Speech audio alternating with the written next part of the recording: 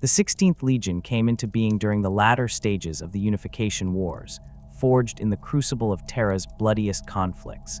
Originally designated simply by their numeral, these Space Marines fought with a calculated aggression that distinguished them from their brother legions.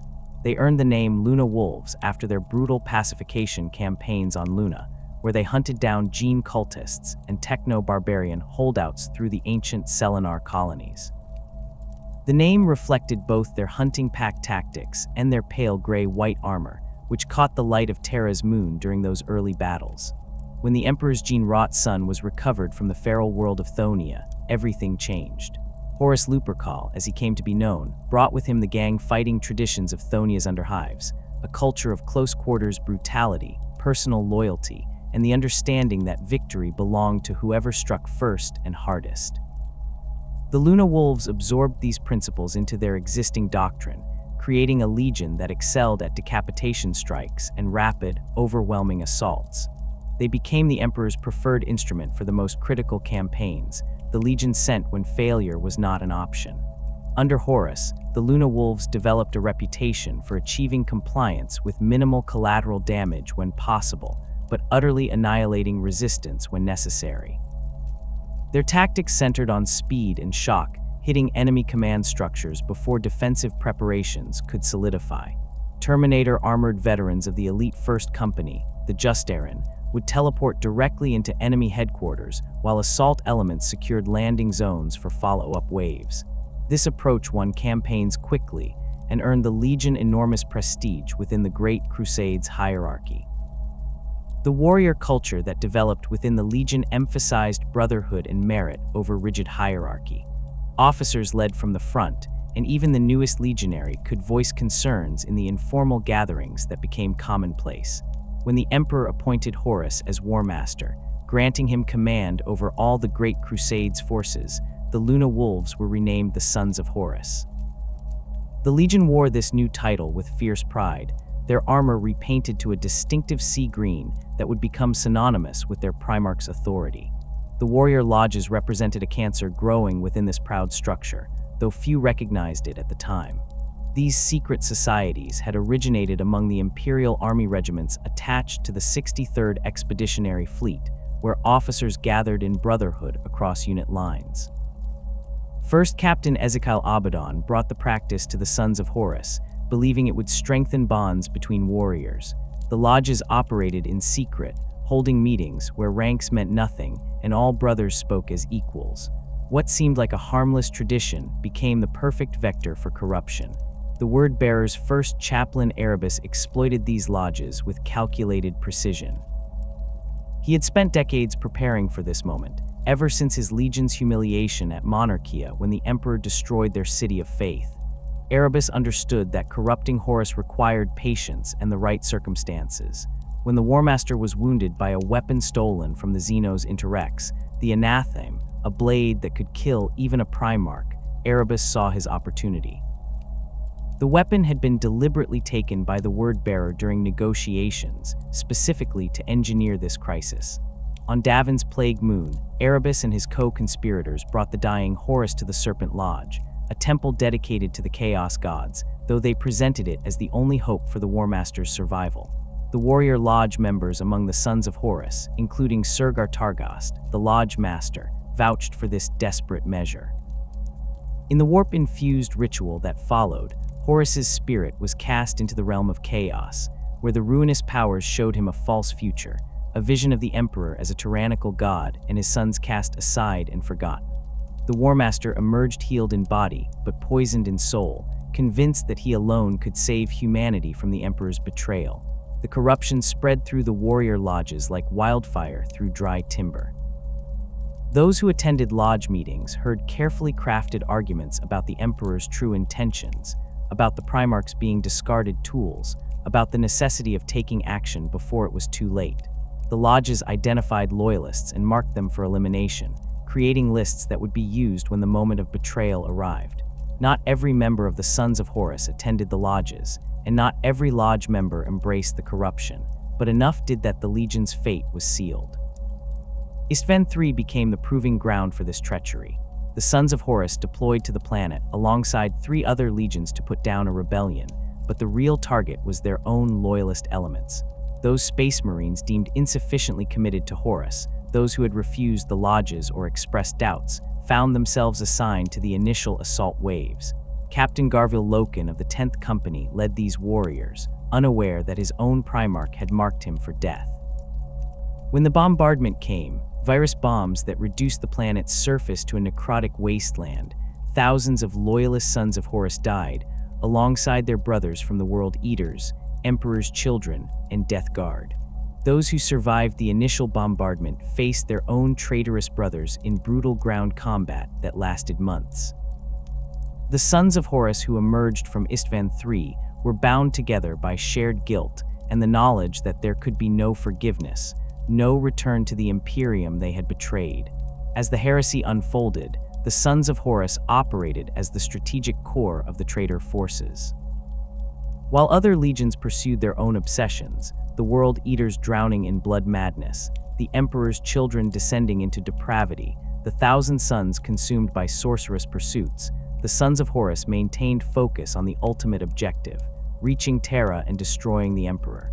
They led the campaign at Malech, where Horus walked the same warp gate his father had once used, seeking power sufficient to challenge the Master of Mankind. The War Master emerged changed, radiating an aura of terrible might that made even his brother Primarchs uneasy. Throughout the heresy, the Sons of Horus demonstrated the tactical excellence that had made them legendary, now twisted to darker purposes. They struck at Forge worlds to secure weapons and supplies, raided recruitment worlds to replenish their numbers with corrupted neophytes, and eliminated Imperial strongholds that threatened their supply lines. The Legion's command structure remained relatively intact compared to some of their more corrupted allies, with Horus maintaining strategic control even as the Warp's influence grew stronger.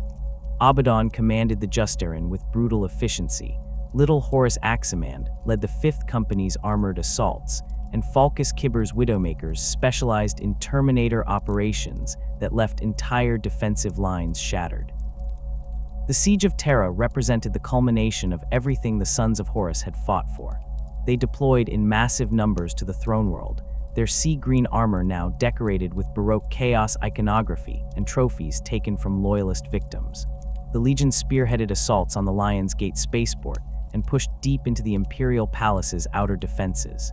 Their gene-enhanced warriors fought with a ferocity born of desperation, knowing that failure meant damnation without purpose.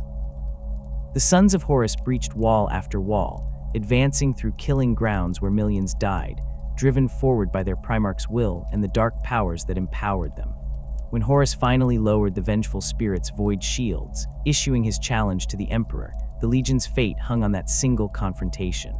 The War Master faced his father aboard his flagship, empowered by all 4 Chaos Gods, a being of such terrible might that his presence alone could break mortal minds.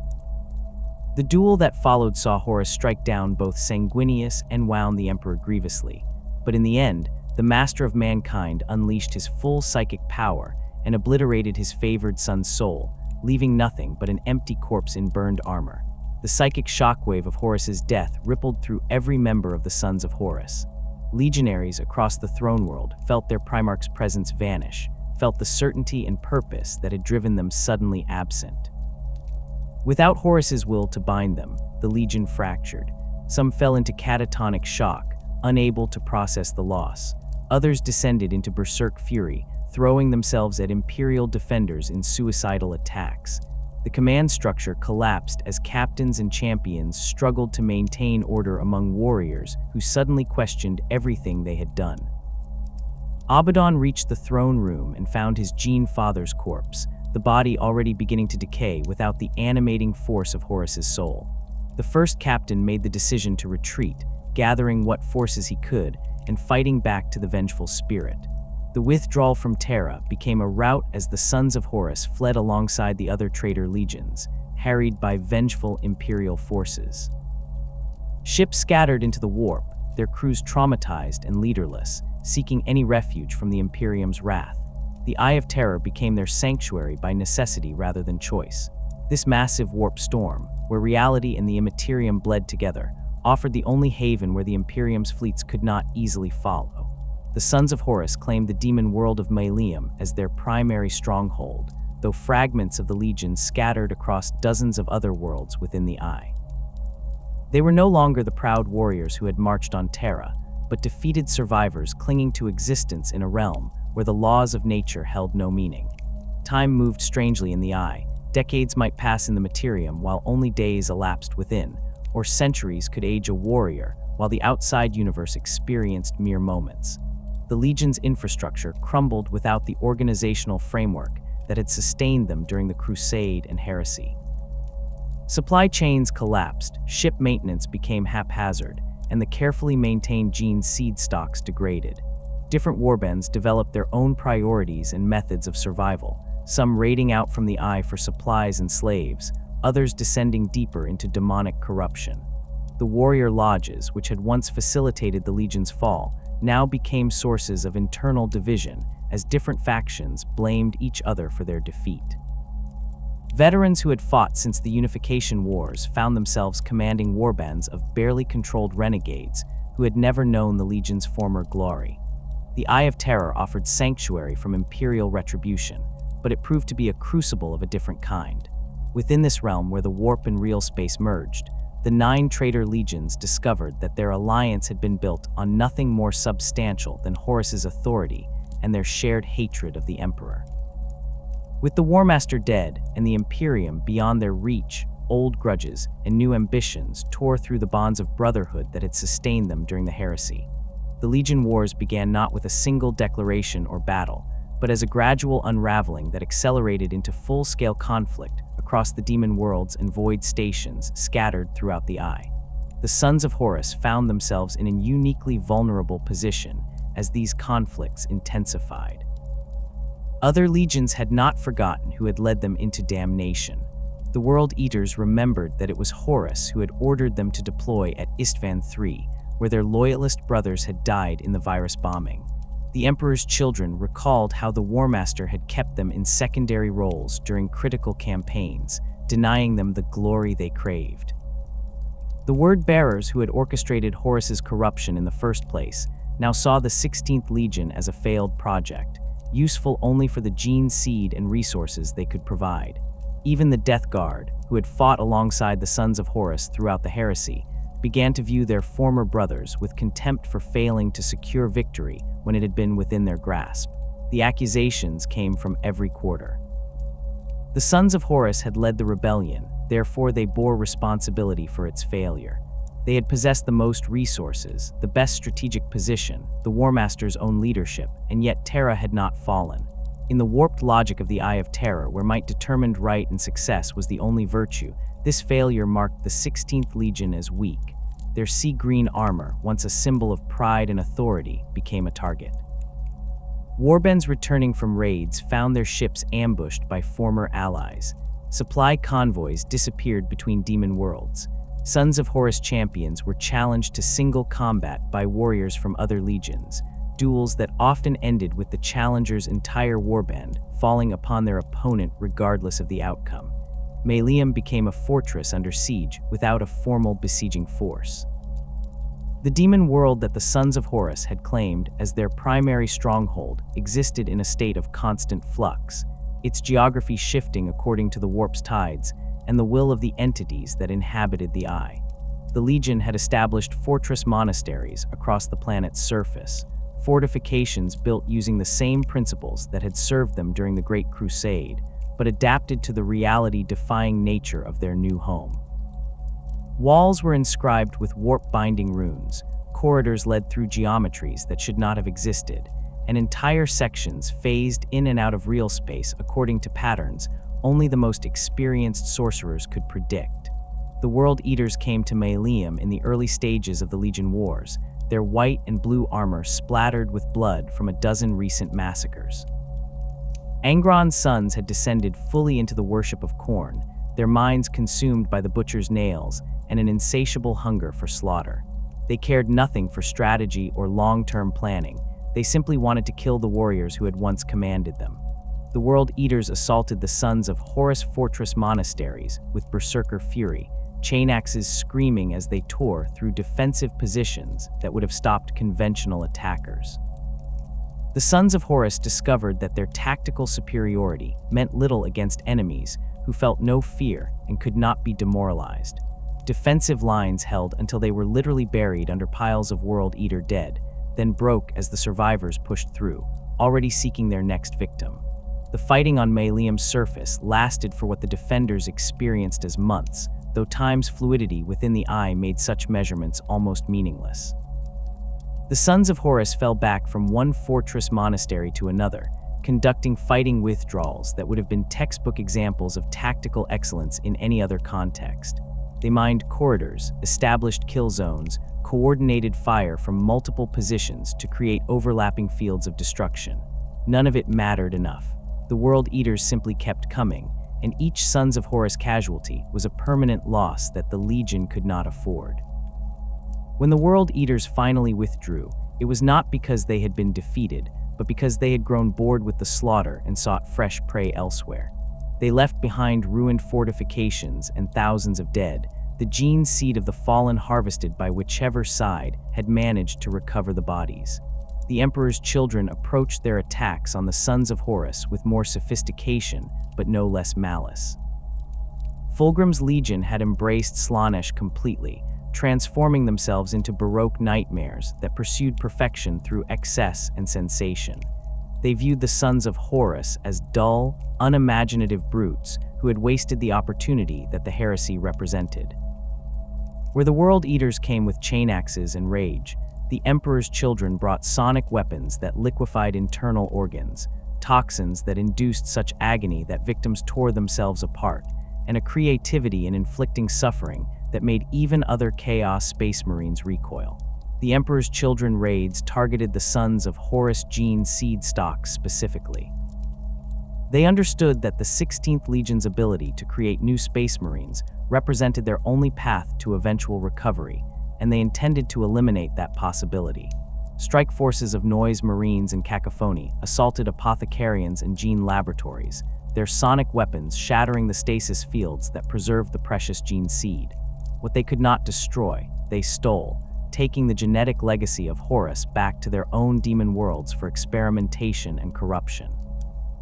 The Emperor's children also took captives when possible, dragging Sons of Horus warriors away to experience the refined torments that Slaanesh's followers had developed. Those few who eventually escaped or were released returned as broken things, their minds shattered by experiences that even the horrors of the warp could not prepare them for. Other legions joined the predation with varying degrees of intensity. The Iron Warriors, pragmatic as ever, saw the Sons of Horus as a source of war materiel and gene seed that could strengthen their own forces. They conducted calculated raids, targeting armories and supply depots with the same methodical approach they brought to siege warfare. The Night Lords, already fragmenting into independent warbands, attacked when opportunity presented itself, motivated more by the chance for plunder than any ideological grievance. Even the Thousand Sons, consumed by their own pursuit of sorcerous knowledge, occasionally turned their attention to the 16th Legion, seeking artifacts and texts that the Sons of Horus had looted during the heresy. The Alpha Legion's involvement remained characteristically unclear. Sons of Horus warbands reported attacks by warriors in scaled armor, but whether these were genuine Alpha Legion forces or infiltrators using the 20th Legion's colors as camouflage was impossible to determine.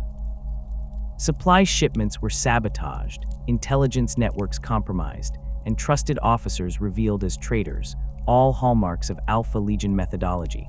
The paranoia this generated proved as damaging as direct military assault, as Sons of Horus commanders began to suspect their own brothers of treachery. Through all of this, the Sons of Horus struggled to maintain any semblance of Legion cohesion. Abaddon attempted to organize a unified defense, calling together the surviving captains and champions to coordinate their responses to the attacks. These gatherings often descended into recriminations and blame casting.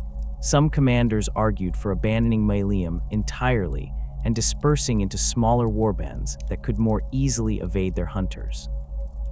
Others insisted that maintaining their identity as a legion was the only path forward, that without the structure and traditions of the 16th, they were nothing more than renegades. The debates sometimes escalated into violence, with champions settling disputes through ritual combat that further depleted the legion's dwindling numbers. The warping effects of the Eye of Terror compounded their military difficulties. Warbands that ventured too deep into the Eye's heart returned changed, their armor fused with their flesh, their minds touched by entities that wore away their sanity like water eroding stone. Some embraced these changes, seeing mutation as a gift from the dark gods. Others fought desperately to maintain their humanity, clinging to the memory of what they had been before Horus's fall. This philosophical divide created yet another fracture line within the Legion, separating those who would accept any price for power from those who still believed they were fighting for a comprehensible cause. It was in this context of desperation and disintegration that Fabius Bile presented his solution. The chief apothecary of the Emperor's Children had spent the years since Terra pursuing his own obsessions, conducting experiments that pushed the boundaries of what could be done with gene craft and warp science. Bile had always been more interested in the science of space marine creation than in the ideological conflicts that consumed his brothers, and he saw the Sons of Horus's predicament as an opportunity to test his most ambitious theory. He proposed that he could clone Horus himself, using genetic material harvested from the War Master's body before it had been destroyed, and that this clone could restore the Legion to its former glory. The proposal split the Sons of Horus leadership. Some saw it as the answer to all their problems. With Horus restored, the Legion would have the unity and purpose it desperately needed. The other traitor legions would be forced to acknowledge the War Master's authority once again, ending the predation that threatened to destroy the 16th entirely. Others viewed the entire concept as abomination and delusion, an attempt to resurrect something that the Emperor himself had utterly annihilated. They argued that even if Bile succeeded in creating a physical copy of Horus, it would be nothing more than meat and bone without the soul that had made the War Master what he was. Abaddon remained conspicuously silent during these debates. The first captain had led the Sons of Horus through the retreat from Terra and the desperate early years in the Eye, but he had grown increasingly withdrawn as the Legion's situation deteriorated. Those who served close to him reported that he spent hours in meditation before the ruins of Horus's armor, which he had recovered from the vengeful spirit and installed as a shrine. Whatever thoughts occupied Abaddon during this period, he shared them with no one. Bile proceeded with his work regardless of the controversy, establishing laboratories on Urim, a demon world on the Eye's periphery where reality was stable enough for delicate genetic manipulation.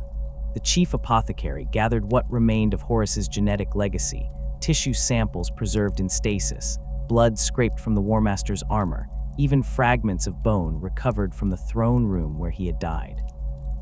Using techniques that combined pre-heresy apothecarian science with warp-enhanced biological manipulation, Bile began the process of growing a clone.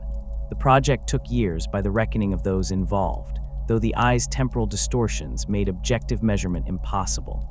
Bile worked with manic focus, adjusting hormone balances, correcting genetic drift, and incorporating biological enhancements that he believed would make his creation even superior to the original. Sons of Horus warriors stood guard over the laboratories, defending against raids from rival legions who had learned of the project and sought to destroy it before it could come to fruition. The Emperor's Children, Bile's own former legion, proved particularly aggressive in their attempts to sabotage the work, viewing it as a waste of their chief apothecary's talents. When the clone finally emerged from its growth vat, it bore Horus's face and form. The resemblance was perfect down to the smallest detail, the same sharp features, the same powerful build that marked all the Primarchs, even the same expression of confident authority that the War Master had worn. Bile presented his creation to the assembled Sons of Horus leadership with undisguised pride, proclaiming that he had achieved what should have been impossible. The clone stood before them, naked and silent, a perfect physical copy of the being who had led them to damnation and glory in equal measure. Abaddon came to Urim to see Bile's creation for himself. The first captain had avoided the project throughout its development, refusing to visit the laboratories or receive reports on its progress. Now he stood in the chamber where the clone waited, studying the face that he had followed for more than 2 centuries.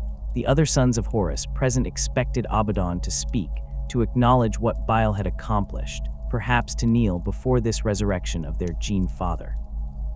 Instead, Abaddon drew his power sword and struck the clone down with a single blow that split it from shoulder to hip.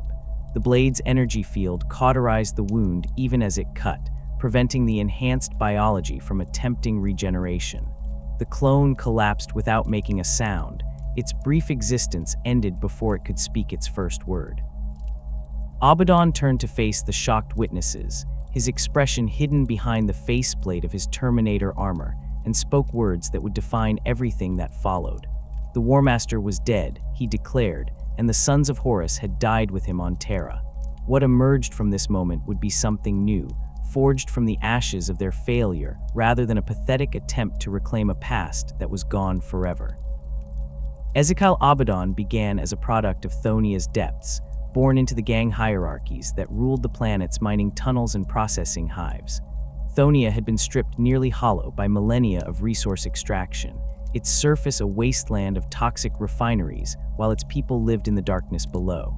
The gangs that controlled territory in these depths operated according to brutal codes where strength and loyalty determined survival.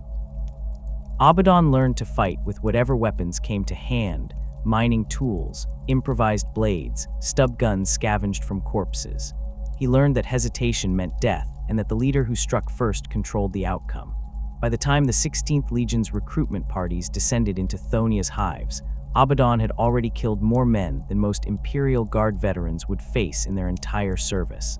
The Luna Wolves recognized potential when they saw it.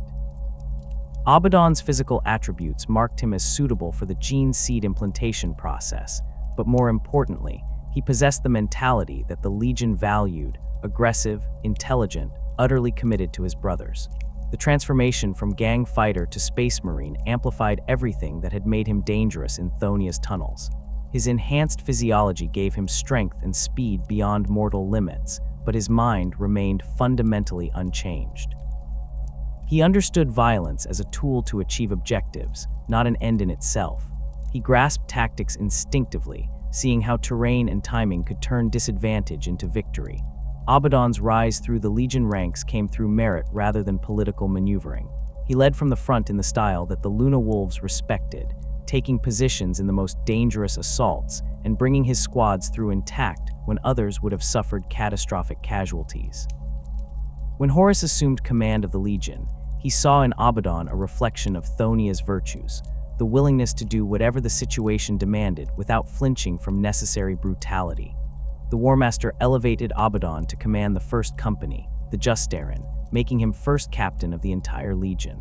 The position placed Abaddon at Horus's side throughout the Great Crusade, and the two developed a relationship that went beyond the typical Primarch legionary dynamic. Horus trusted Abaddon's judgment in matters of strategy and tactics, often consulting him before making critical decisions. During the heresy, Abaddon served as the instrument of Horus's will. He led the Justarin in their teleport assaults, materializing in the heart of enemy positions to tear apart command structures before defenders could respond. At Istvan III, he fought on the surface against the Loyalists who had survived the virus bombing, his black Terminator armor becoming synonymous with the betrayal. Throughout the campaigns that followed, Abaddon commanded ground operations while Horus managed the strategic picture, and the partnership proved devastatingly effective. The first captain understood what his Primarch wanted before orders were fully articulated, executing operations with a precision that made the Sons of Horus the most reliable legion in the Traitor Alliance. When Horus died aboard the Vengeful Spirit, Abaddon experienced the psychic shockwave like every other member of the Legion, but his reaction differed from his brothers. Where others fell into despair or denial, Abaddon felt rage. The Emperor had destroyed everything, not just Horus's physical form, but his very soul, erasing the War Master so completely that nothing remained to resurrect or preserve. The defeat on Terra became not just a military failure, but a personal betrayal of everything Abaddon had fought for. He had followed Horus into damnation, believing that victory was achievable, that the emperor could be overthrown and humanity freed from what they viewed as tyranny. Instead, they had lost everything and gained nothing but exile in the Eye of Terror. The years following the retreat broke Abaddon in ways that the heresy itself had not. He led the Sons of Horus through the initial stages of the Legion Wars, organizing defenses against the World Eaters and Emperor's children, trying to maintain cohesion as the 16th Legion fragmented under pressure. The other captains looked to him for leadership, expecting him to step into Horus's role and provide the unity that the Legion desperately needed. Abaddon found himself unable to do it. Every time he tried to plan for the Legion's future, he confronted the reality of their situation. They were defeated remnants clinging to a dead man's legacy, and no amount of tactical brilliance could change that fundamental truth. The breaking point came when Fabius Bile presented his cloning proposal. Abaddon listened to the debates among the Legion leadership, hearing captains and champions argue about whether a resurrected Horus could save them. The desperation in their voices disgusted him. They wanted to bring back their Primarch, not because they believed he could lead them to victory, but because they were too weak to face their circumstances without someone to follow. The Sons of Horus had become exactly what Abaddon despised: defeated warriors living in the past, unable to accept that the galaxy had moved beyond them. When Abaddon killed the clone on Urim, he severed the Legion's connection to its past with deliberate finality. The act shocked the witnesses not just because of its violence, but because of what it represented. Abaddon was rejecting everything the Sons of Horus had been, declaring that Horus's legacy was a chain holding them back rather than a foundation to build upon. His words after the killing made his position clear. The War Master was dead, the Sons of Horus were dead, and anyone who could not accept that reality had no place in what came next. Abaddon departed Malium shortly after, taking only his personal war gear and refusing to explain where he was going or when he might return. The Sons of Horus leadership fractured in his absence, with different factions forming around competing visions for the Legion's future. Some continued to use the name Sons of Horus, insisting that abandoning their identity meant surrendering to their enemies. Others recognized that Abaddon had been right and began calling themselves by different titles, though they lacked a clear alternative to rally behind. The Legion Wars intensified as these internal divisions made the 16th even more vulnerable to external predation. Abaddon's pilgrimage took him across the demon world scattered throughout the Eye of Terror, into regions where reality itself became negotiable, and the Chaos God's influence manifested directly. He traveled alone, refusing offers of companionship from those few Sons of Horus who still felt loyalty to him personally. The journey became a test of will and endurance that would have killed any mortal and destroyed the sanity of most space marines. Abaddon walked through landscapes that shifted according to the whims of entities that existed beyond conventional comprehension, fought creatures that should not have been able to exist, and survived by refusing to break no matter what horrors he encountered. His first trial came in the domains touched by Khorne. The Blood God valued martial prowess above all else, and Abaddon found himself facing champions who had spent centuries perfecting the art of killing. These were not the mindless berserkers of the World Eaters, but warriors who combined supernatural strength with technical skill accumulated over lifetimes of combat. Abaddon fought them in arenas where the ground was made of skulls and the air tasted of blood, where every wound inflicted fueled the combatants with fresh strength. He won through the same principles that had served him since Thonia, identifying his opponent's patterns, exploiting momentary openings, and refusing to give ground even when wounded. Khorne marked him for this display of martial excellence, burning the first symbol into Abaddon's flesh as acknowledgement of his prowess. The domains of Nurgle presented different challenges. Abaddon walked through gardens where diseases became beautiful, where entropy and decay were celebrated as natural processes rather than feared as endings. Plagues that could reduce armies to liquefied flesh washed over him, testing whether his enhanced physiology and sheer willpower could withstand corruption that operated on both physical and spiritual levels. The Plague God offered gifts: immortality through undeath, freedom from pain through acceptance of decay, power through embracing the inevitability of entropy. Abaddon rejected these offers while simultaneously enduring the trials, proving that he could survive Nurgle's blessings without accepting the philosophy behind them. The mark came as diseased flesh that somehow made him stronger rather than weaker. Tzeentch's trials operated on different principles entirely. The Architect of Fate cared nothing for physical prowess or endurance, instead testing Abaddon's mind and ambition. He found himself navigating labyrinths that existed in more dimensions than human perception could process, solving puzzles where the rules changed with each solution, and confronting visions of possible futures that might be truth or deception or both simultaneously. Tzeentch showed Abaddon paths to power that required sacrificing his autonomy, futures where he became a puppet dancing to the Changer of Ways designs.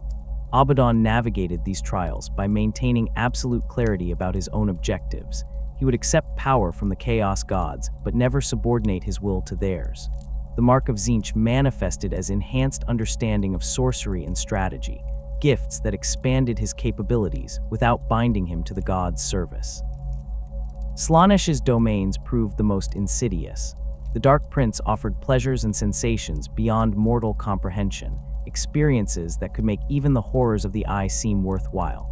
Abaddon encountered temptations tailored specifically to his psychology, the pleasure of absolute victory, the satisfaction of seeing his enemies destroyed, the joy of commanding forces that could reshape the galaxy. Where the other gods had tested him through pain and challenge, Slaanesh tested him through seduction. Abaddon's resistance came not from rejecting pleasure itself, but from refusing to let it control him. He would take what served his purposes and discard what did not, maintaining the discipline that had defined his character since his gang-fighting days. Slaanesh marked him for this display of self-mastery, granting enhanced speed and the ability to inspire obsessive loyalty in his followers. Throughout these trials, Abaddon maintained absolute clarity about what he was doing. He was not pledging himself to any of the Chaos Gods, despite accepting their marks and blessings. The mistake that Horus and so many others had made was believing that serving the ruinous powers would give them strength to achieve their goals. Abaddon understood the relationship differently. The Chaos Gods were tools to be used, sources of power to be exploited, but never masters to be obeyed. By refusing to dedicate himself to any single god, he maintained independence that even demon princes could not claim. All four powers gave him their blessings, because each believed they could eventually claim his soul entirely, not understanding that Abaddon's will had been forged in circumstances that made him fundamentally resistant to external control. The final stage of Abaddon's transformation required reclaiming Horus's physical legacy. The Talon of Horus remained aboard the Vengeful Spirit, secured in a vault that the Mechanicum had sealed with technologies that predated the heresy. The Lightning Claw had been Horus's signature weapon, a master-crafted piece of archaeotech that could tear through armor and force fields with equal ease. Recovering it meant returning to the flagship where Horus had died, confronting the site of the Legion's greatest defeat, and overcoming whatever defenses the Mechanicum had established. Abaddon returned to the Vengeful Spirit, changed by his pilgrimage. The marks of all four Chaos Gods burned on his flesh, visible even through his armor as manifestations of power that radiated from him like heat from a forge. He moved through the flagship's corridors with purpose, killing or dominating the various warbands and demon entities that had claimed sections of the ship in the years since Terra. The Mechanicum Vault required both force and cunning to breach ancient technologies that could vaporize intruders protected by wards that would drive most beings insane. Abaddon overcame these defenses through the combination of abilities his trials had granted him, using Khorne's strength, Nurgle's endurance, Tzeentch's understanding, and Slaanesh's precision in concert. When Abaddon finally claimed the Talon of Horus, fitting the Lightning Claw onto his left hand, the symbolic weight of the act resonated throughout the Eye of Terror. He was not trying to become Horus or replace him. He was claiming the War Master's legacy as raw material to forge something new. The Talon became Abaddon's weapon, serving his purposes rather than connecting him to his dead Primarch. He emerged from the Vengeful Spirit as something the galaxy had not seen before, a space marine who commanded the blessings of all four Chaos Gods without being enslaved to any of them, who possessed power that rivaled demon princes while maintaining his autonomy and strategic clarity. Abaddon's return to Maleum came without warning or fanfare. The Sons of Horus, who still claimed the demon world as their stronghold, found the first captain standing in what remained of their primary fortress monastery, the talon of Horus crackling with barely contained energy on his left hand. The marks of all 4 chaos gods burned visibly on his armor, an exposed flesh radiating power that made even veteran space marines instinctively step back. He had been gone for what the Maleum garrison experienced as years, though the eye's temporal distortions made exact measurement meaningless. The Sons of Horus who gathered to hear him speak expected commands, perhaps a rallying cry to restore the Legion's former glory. What they received instead was a declaration that would reshape the balance of power within the Eye of Terror. The 16th Legion was dead, Abaddon announced to the assembled warbands. The Sons of Horus had died with their Primarch on Terra, and every attempt to resurrect that identity was nothing more than weakness disguised as loyalty. The sea-green armor they wore marked them as targets for every warband in the Eye, a reminder of failure that invited predation. Their gene seed in their name connected them to a past that offered nothing but continued degradation.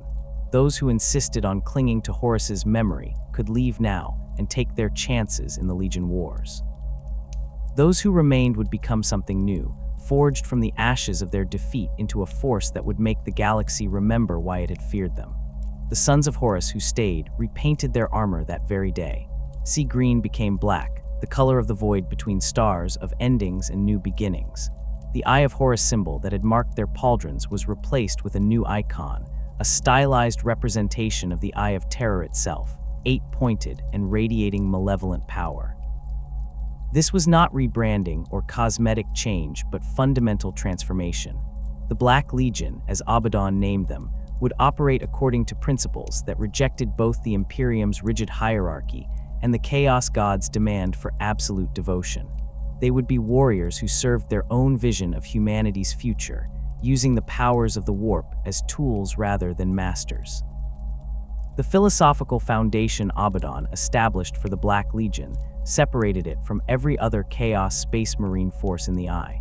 The World Eaters had become nothing more than Khorne's attack dogs, incapable of strategy beyond finding the next enemy to kill. The Emperor's children pursued sensation with such single-minded obsession that they could barely function as a military force. The Death Guard had embraced Nurgle so completely that they existed in a state of eternal stagnation. Even the Word-Bearers, who claimed to serve chaos in its totality, approached the ruinous powers as objects of worship rather than sources of power to be exploited. The Black Legion would be different. Abaddon's warriors could bear the marks of individual gods if they chose, could accept demonic gifts and mutations, but their ultimate loyalty belonged to the Legion itself and the long war against the Imperium. This approach to chaos made the Black Legion uniquely capable of accepting recruits from sources that other legions would reject. Abaddon opened the ranks to warriors from all the traitor legions, offering them a place where their skills and ambitions mattered more than their gene seed or original allegiance. A World Eater who retained enough sanity to function tactically could find purpose in the Black Legion's structured warfare. An Emperor's child who had grown tired of his Legion's descent into pure hedonism could redirect his perfectionism toward military excellence. Iron Warriors, Night Lords, Alpha Legion operatives all found that the Black Legion offered something their original legions no longer provided: a clear strategic vision combined with the freedom to pursue power on their own terms. The recruitment extended beyond the original traitor legions to include renegade chapters from the Imperium itself. The 10,000 years since the heresy had seen hundreds of loyalist chapters fall to chaos through various means: corruption, desperation, ideological disillusionment, or simple ambition. These renegades often found themselves adrift in the Eye, lacking the infrastructure and knowledge to survive independently. The Black Legion absorbed entire warbands of these fallen space marines, teaching them how to navigate the Eye's dangers and offering them a place in a force that could actually threaten the Imperium rather than merely surviving on its fringes. A Dark Angel's successor chapter that had discovered forbidden knowledge, an Ultramarine successor whose leadership had been corrupted by a demonic artifact, Blood Angel's descendants who had succumbed to the Black Rage and been declared lost, all found acceptance in the Black Legion's ranks. Abaddon even incorporated Xenos and human renegades when their capabilities served the Legion's purposes. Chaos-corrupted Imperial Guard regiments provided infantry support that allowed the Black Legion's Space Marines to focus on critical objectives. Dark Mechanicum tech priests maintained the Legion's equipment and ships, their knowledge of arcane technologies making them invaluable despite their inhuman modifications. In rare cases, alien mercenaries fought alongside Black Legion forces when their particular skills, stealth, assassination, specialized warfare, proved useful. This pragmatic approach to allies scandalized the more ideologically rigid traitor legions, but gave the Black Legion access to capabilities and resources that others could not match.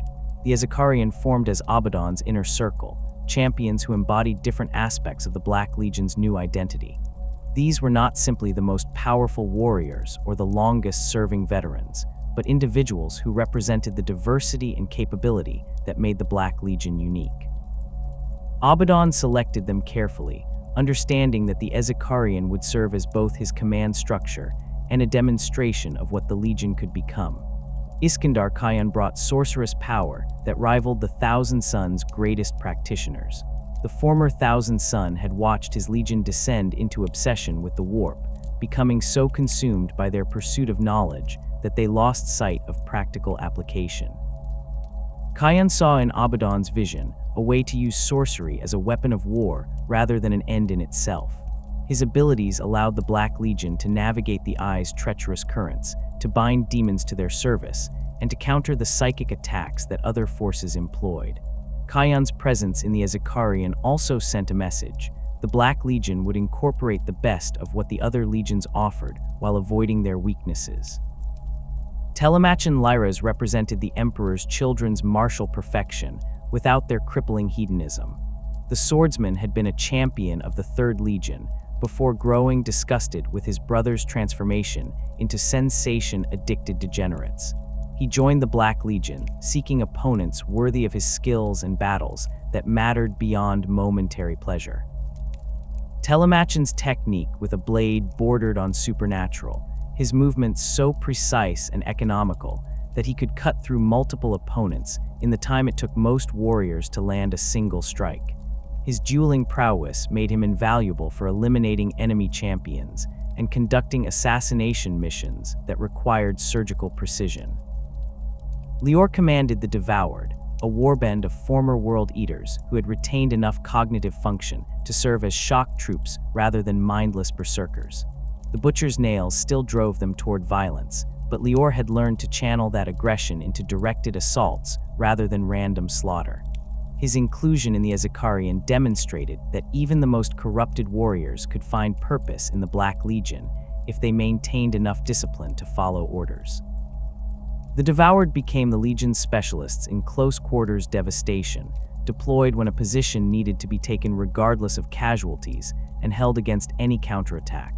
Falcus Kibber, the Widowmaker, brought continuity from the Sons of Horus era. He had commanded Terminator squads since before the Heresy, and his expertise in ship-boarding actions and teleportation assaults remained unmatched. Falcus represented the Black Legion's connection to its origins. They were still the warriors who had fought at Istvan and Terra, still possessed the tactical excellence that had made the 16th Legion legendary. His Justarin, now renamed the Bringers of Despair, maintained the traditions of Terminator warfare that Abaddon himself had once commanded, adapted for the Long War's requirements. The Ezekarian's composition changed over the centuries as members fell in battle or pursued their own agendas, but the principle remained constant. These champions served as Abaddon's lieutenants, commanding major operations and representing the Black Legion in dealings with other powers. Their diversity demonstrated that the Black Legion was not bound by gene seed or origin, but by shared commitment to Abaddon's vision and the Long War. The early campaigns that established the Black Legion's reputation began with brutal internal consolidation. Abaddon identified Sons of Horus warbands that refused to abandon their old identity and eliminated them with calculated ruthlessness. These were not battles of annihilation, but demonstrations of power designed to force submission. Black Legion forces would assault a holdout warband's fortress, breach its defenses with overwhelming force, and offer the survivors a choice: repaint their armor and join the Black Legion, or die defending a dead man's memory. Most chose survival, swelling the Black Legion's ranks with warriors who brought their equipment, ships, and gene seed stocks into the fold.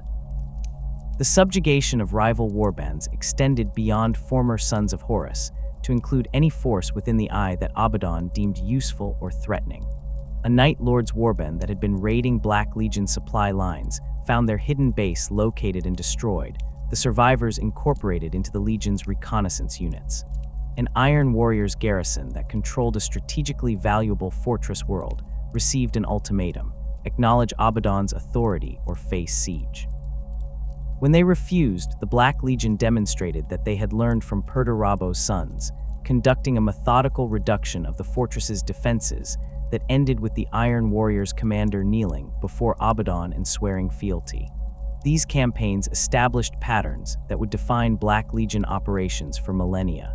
Abaddon employed overwhelming force when necessary, but preferred to achieve objectives through intimidation and strategic positioning. Why waste warriors in frontal assaults when the threat of such an assault could achieve the same result? The Black Legion developed a reputation for inevitability. Once Abaddon committed to an objective, resistance only determined how many would die before the outcome became reality. This reputation proved as valuable as actual military strength, causing many potential enemies to submit rather than test whether the Black Legion's capabilities matched its fearsome image. The claiming of fortress worlds within the Eye gave the Black Legion the infrastructure necessary to sustain long-term operations. Abaddon identified demon worlds where reality remained stable enough for manufacturing and ship repair, then seized them through military force or negotiation. The planet of sorcerers, Sorterius, became a key holding after Abaddon reached an arrangement with Ahriman and certain Thousand Sons factions. The Black Legion would provide protection and resources in exchange for sorceress support and access to the world's libraries. Malium remained the Legion's primary stronghold, but secondary bases on worlds like Uralan and Ajunath provided redundancy and strategic depth. The forging of pacts with demon princes and dark mechanicum forge masters required different approaches than conventional military operations. Demon princes operated according to logic shaped by millennia in the warp, their priorities and thought processes alien even to Chaos Space Marines. Abaddon negotiated with these entities as near equals, offering them opportunities to pursue their agendas in the material universe in exchange for their support of Black Legion operations. A demon prince of Tzeentch might receive access to Imperial records captured during raids, feeding its obsession with forbidden knowledge. A Prince of Khorne could be promised command of assault forces during major campaigns, satisfying its hunger for worthy combat. The Dark Mechanicum proved more straightforward in their requirements. These tech priests had rejected the Omnissiah's teachings in favor of darker interpretations of machine worship, incorporating demonic possession and warp technology into their creations. They needed raw materials, test subjects for their experiments, and protection from rivals who sought to steal their knowledge.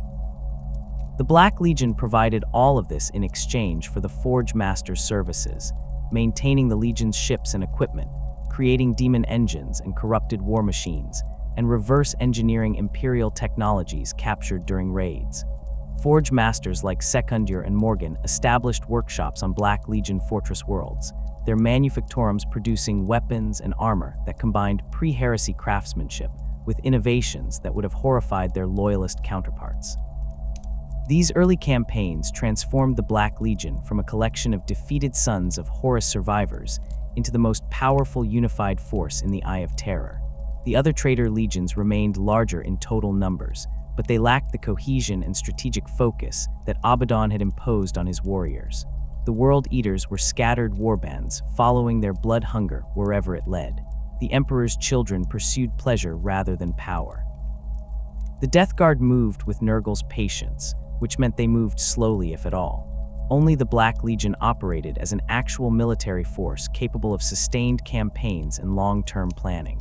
This organizational superiority, combined with Abaddon's marked status and the Zakarian's diverse capabilities, made the Black Legion the dominant power within the Eye and positioned them to threaten the Imperium in ways that individual warbands never could. The First Black Crusade launched approximately 800 years after the Siege of Terra, though the Eye of Terror's temporal distortions made precise dating impossible from within the warp storm. Abaddon had spent centuries consolidating the Black Legion's power base, absorbing warbands, securing fortress worlds, and establishing the infrastructure necessary to sustain operations beyond the Eye's boundaries. The other traitor legions had conducted raids during this period. The World Eaters emerged periodically to slaughter whoever they encountered. The Emperor's children struck at worlds that offered particular sensations. Isolated warbands attacked targets of opportunity. These incursions achieved nothing beyond temporary destruction and the capture of slaves or supplies. Abaddon intended something fundamentally different with his first major campaign. The strategic objectives extended far beyond simple revenge or plunder. The Black Legion needed to establish itself as the preeminent chaos force, not just within the Eye, but in the perception of both the Imperium and the other traitor legions. 8 centuries of consolidation had given Abaddon control over significant resources, but control meant nothing without demonstration. The Imperium needed to understand that the Black Legion represented a threat qualitatively different from the scattered raids they had faced since the heresy. The other traitor legions needed to see that Abaddon commanded power sufficient to achieve objectives they could only dream about. Most critically, the Black Legion itself needed to break free from the psychological chains that bound all the traitor legions, the sense that they were defeated remnants hiding in the Eye, that Terra had been their one chance and they had failed. Abaddon selected his targets with precision that demonstrated the strategic thinking he had developed during his pilgrimage and subsequent campaigns. The Ark's Gap, a relatively stable region of space adjacent to the Eye of Terror, offered multiple objectives that served different aspects of his plan. Imperial Navy patrol stations monitored the region, providing early warning of chaos incursions and coordinating defensive responses. Forge worlds supplied the surrounding sectors with weapons and equipment. Hive worlds provided the manpower that sustained Imperial Guard regiments.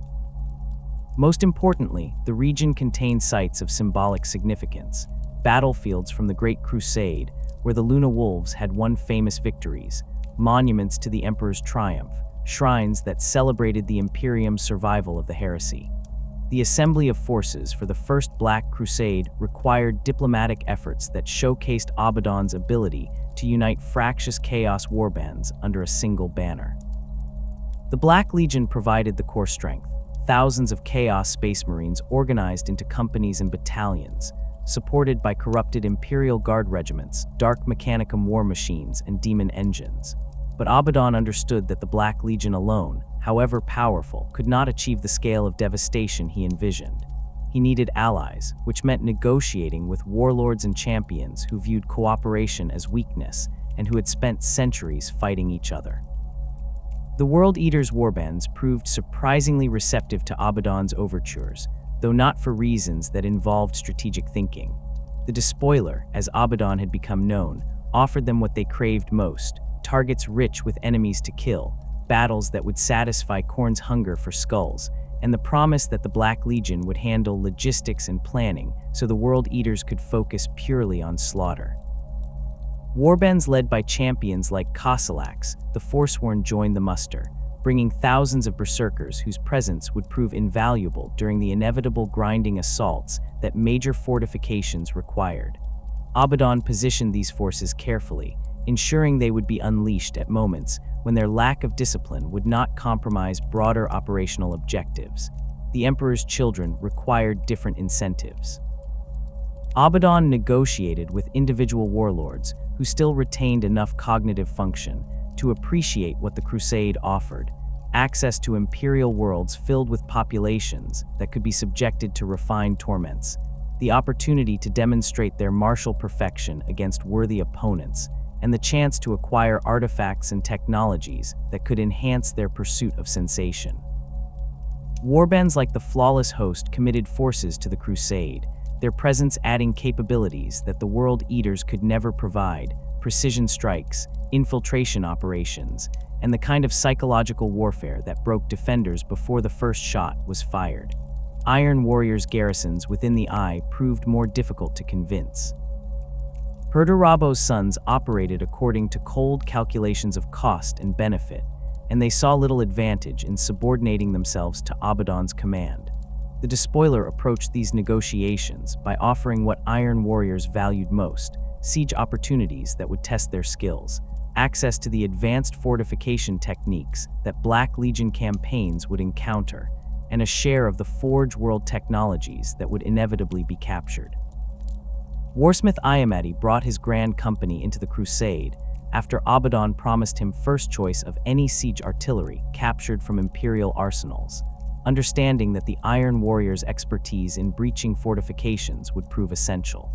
The Night Lord's warbands that joined did so primarily for opportunities to spread terror and claim plunder, their participation requiring minimal negotiation beyond assurances that the crusade would provide rich hunting grounds.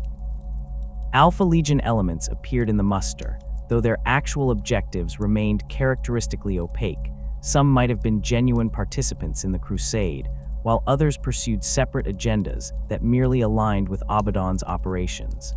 Even Death Guard contingents joined, their glacial decision-making processes eventually concluding that the crusade offered acceptable opportunities to spread Nurgle's gifts. The coordination of this diverse force required command structures that could accommodate wildly different operational styles while maintaining overall strategic coherence. Abaddon established a tiered system where the Black Legion maintained absolute control over logistics, intelligence, and strategic objectives, while allied warbands received tactical autonomy within their assigned operational zones. World Eaters would be pointed at fortifications that needed to be taken through direct assault, then unleashed with minimal oversight. Emperor's children received objectives that required finesse and psychological manipulation. Iron Warriors commanded siege operations with Black Legion forces providing support rather than direction.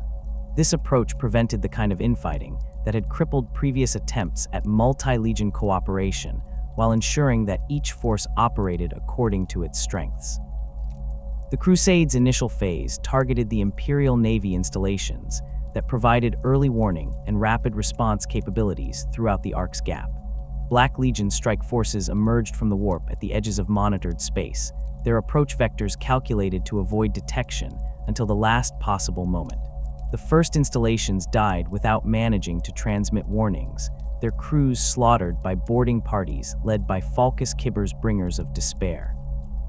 Terminator armored veterans teleported directly into command centers and reactor facilities, their storm bolters and power weapons cutting through naval armsmen who had trained for pirate raids rather than Chaos Space Marine assaults.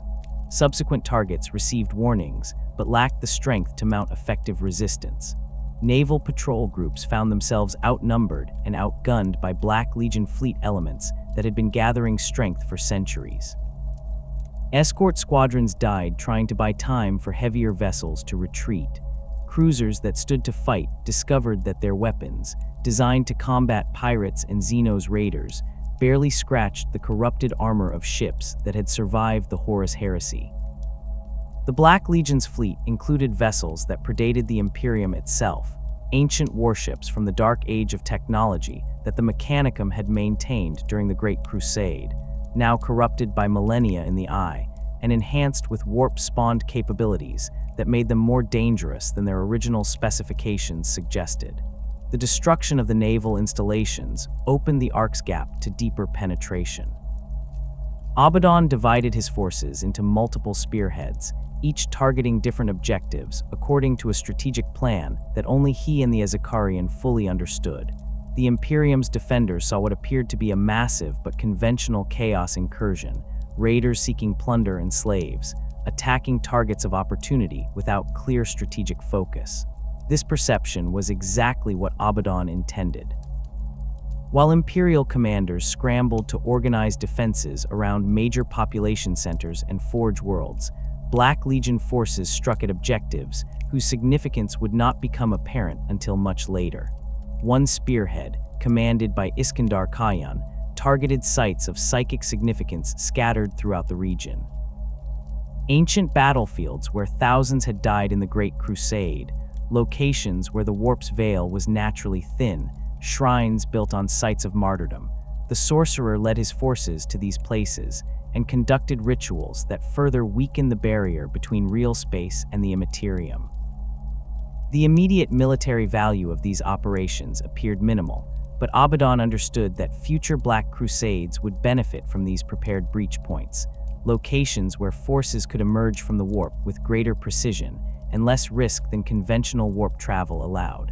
Another spearhead, built around Iron Warrior's siege specialists and World Eater's shock troops, assaulted the Forge world of Belize Corona. The planet's defenses had been designed to resist conventional invasion, orbital defense platforms, continent-spanning fortress complexes, Titan legions maintained in constant readiness.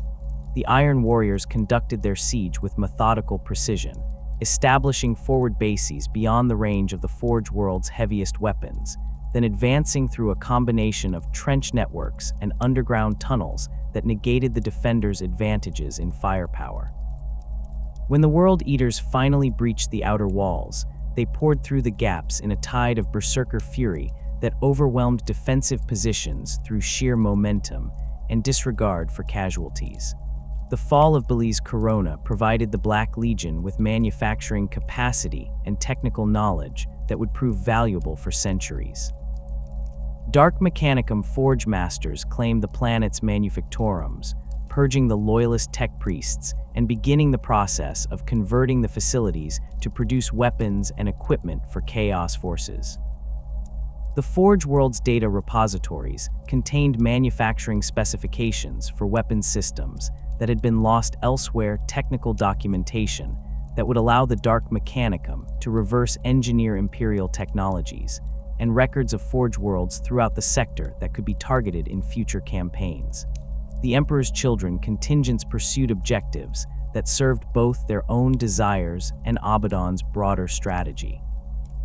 They struck at hive worlds where dense populations offered opportunities for elaborate atrocities, their raids designed to spread terror throughout the region and force the Imperium to divert resources to humanitarian responses rather than military operations.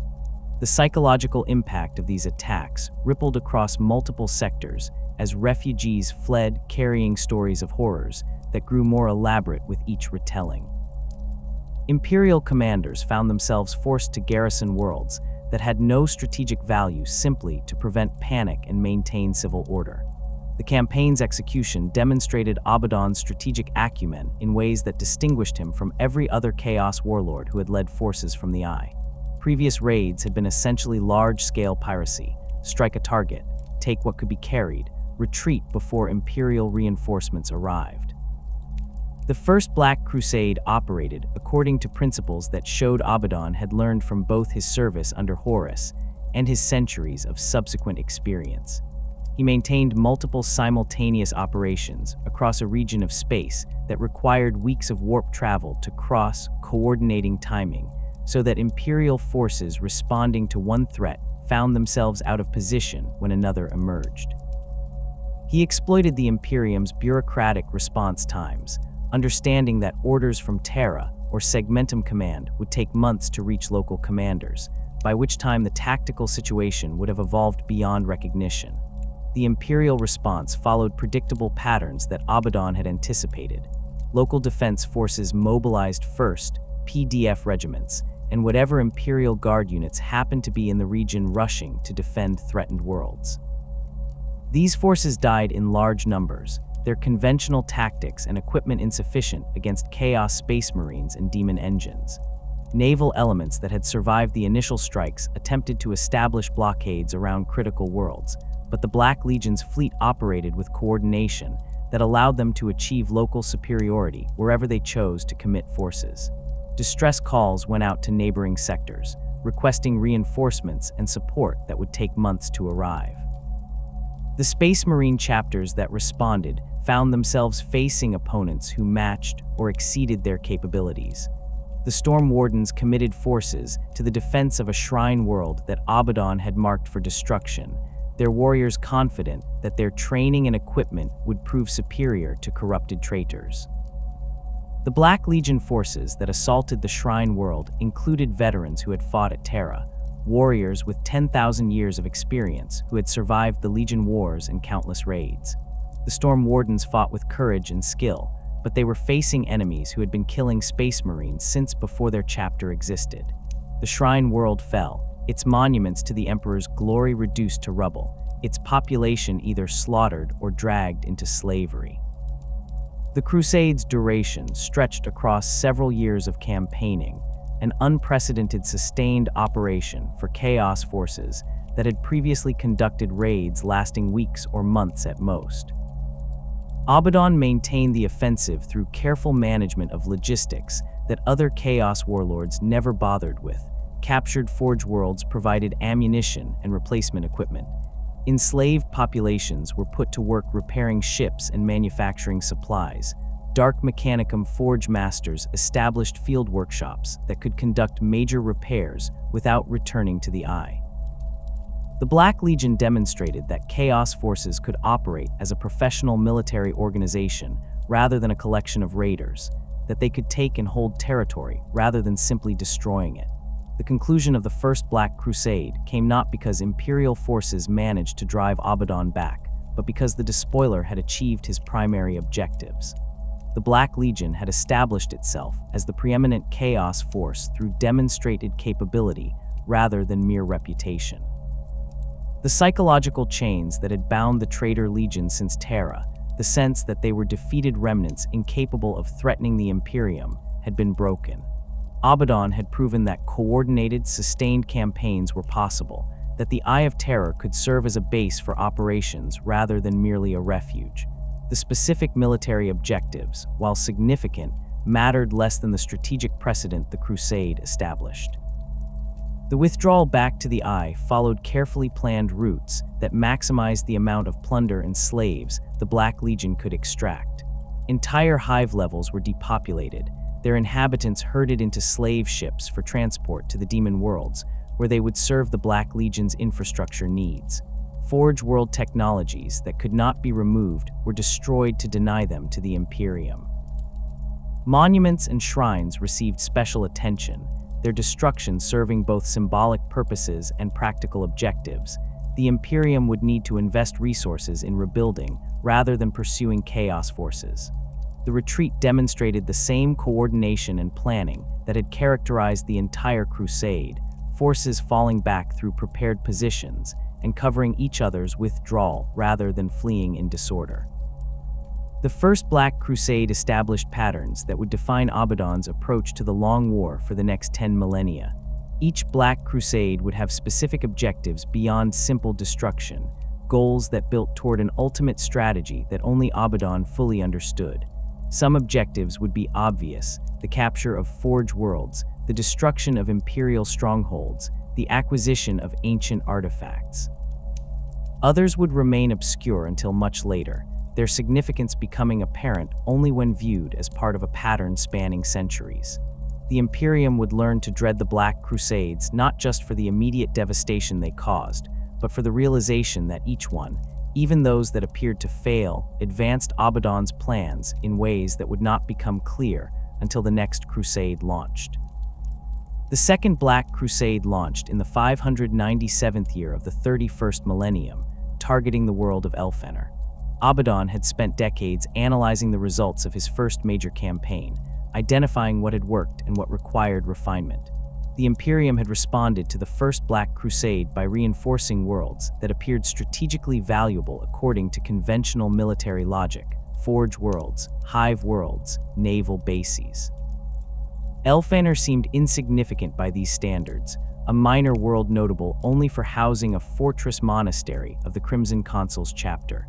The planet's defenses consisted primarily of the chapter's own garrison and local PDF forces, adequate for dealing with pirates or minor Xenos incursions, but insufficient against a Black Legion assault force. The Crimson Consuls died defending their fortress monastery with the courage expected of Space Marines, but courage alone could not overcome the numerical and tactical superiority that Abaddon brought to bear. Black Legion forces breached the fortress walls through a combination of orbital bombardment and ground assault, their Terminator armored veterans leading the way through gaps torn in the defenses. The fighting inside the fortress lasted 3 days as the Crimson Consuls contested every corridor and chamber, their gene seed and chapter relics too precious to abandon. When the fortress finally fell, Abaddon ordered its complete destruction. The fortress monastery was reduced to rubble, its gene seed stocks seized or destroyed, its libraries burned. The Crimson Consuls chapter effectively ceased to exist as a functional fighting force, reduced to scattered survivors who lacked the resources to rebuild. The destruction of an entire Space Marine chapter sent shockwaves through the Imperium's military establishment. Chapters had been mauled before, had suffered catastrophic casualties that required centuries to recover from, but the complete elimination of a chapter's infrastructure and gene seed represented something different. Abaddon had demonstrated that the Black Legion could not only raid Imperial territory, but could permanently remove strategic assets. The psychological impact rippled through other chapters, forcing them to reconsider their defensive postures and question whether their fortress monasteries were as secure as they had believed. The Third Black Crusade in the 32nd millennium focused on the Cadian Gate region, though not yet on Cadia itself. Abaddon led his forces against the fortress worlds that formed the outer defensive perimeter, protecting the stable warp routes from the Eye of Terror into Imperial space. These worlds existed specifically to provide early warning and delay any major chaos incursion long enough for reinforcements to arrive. Their fortifications had been designed by the best military architects the Imperium could provide, incorporating lessons learned from the Horus heresy and the subsequent millennia of warfare. Abaddon studied these defenses carefully, probing them with raids and reconnaissance operations that mapped out firing arcs, identified ammunition storage facilities, and located command bunkers. The assault on the fortress world of Cormidal Tor demonstrated how the Black Legion had evolved beyond simple overwhelming force. Iron Warrior's siege specialists worked alongside Dark Mechanicum tech priests to undermine the fortress's foundations, literally digging beneath walls that could withstand orbital bombardment. World Eater's assaults drew defensive fire and forced the garrison to expend ammunition on targets that could absorb tremendous punishment without breaking. Emperor's Children infiltration teams poisoned water supplies and conducted raids that kept defenders in a constant state of alert, degrading their combat effectiveness through exhaustion. When the Black Legion finally breached the walls, the garrison had been systematically weakened to the point where organized resistance collapsed within hours. The Fourth and Fifth Black Crusades continued this pattern of targeting specific strategic objectives rather than conducting unfocused raids. The Fourth Crusade struck at naval facilities and shipyards, destroying construction berths and capturing vessel components that the Dark Mechanicum could study and reverse engineer. The Fifth Crusade focused on shrine worlds and locations of religious significance, their destruction serving both to demoralize imperial populations and to weaken the faith-based resistance that sometimes manifested against chaos forces. Each crusade built on lessons learned from previous campaigns, with Abaddon incorporating new tactics and refining existing approaches based on what had proven effective. The Sixth Black Crusade, launched between the years 901 and 912 of the 36th millennium, showcased Abaddon's willingness to employ any weapon regardless of its nature or origin. The target was the Ohm Mat system, a cluster of heavily fortified worlds that controlled access to several stable warp routes. Conventional assault would have required years of grinding siege warfare and casualties that even the Black Legion could ill afford. Instead, Abaddon deployed a weapon that the Imperium had not anticipated: H-Shrud infestations. The H-Shrud were Xenos creatures that existed partially out of phase with normal time, their presence causing rapid aging and entropic decay in everything around them. They migrated in massive groups that could devastate entire worlds, and they were universally feared throughout the galaxy. Abaddon had encountered H-Shrud migrations during his campaigns within the Eye of Terror, observing how these creatures moved and what attracted or repelled them. Black Legion sorcerers worked with captured Atrud specimens to develop techniques for influencing their migration patterns, not controlling them directly, but nudging their movements in desired directions. The process required years of preparation and the sacrifice of several demon worlds that were deliberately infested to study the results. When the technique had been perfected, Abaddon deployed it against Mat. Black Legion forces conducted raids that seeded Atrud populations on the fortress worlds, then withdrew while the infestations took hold. The Atrud migrations devastated the Mat system over the course of years. Fortifications that had stood for millennia crumbled as the Atrud's temporal distortion fields accelerated their decay. Defenders aged decades in days, their equipment failing as metal corroded and power systems degraded. The Imperial forces attempted to evacuate, but the Atrud infestations spread faster than the withdrawal could be organized. By the time the Black Legion returned to claim the system, the fortress worlds had been reduced to ruins inhabited only by Atrud and the few human survivors who had somehow adapted to the Xeno's presence.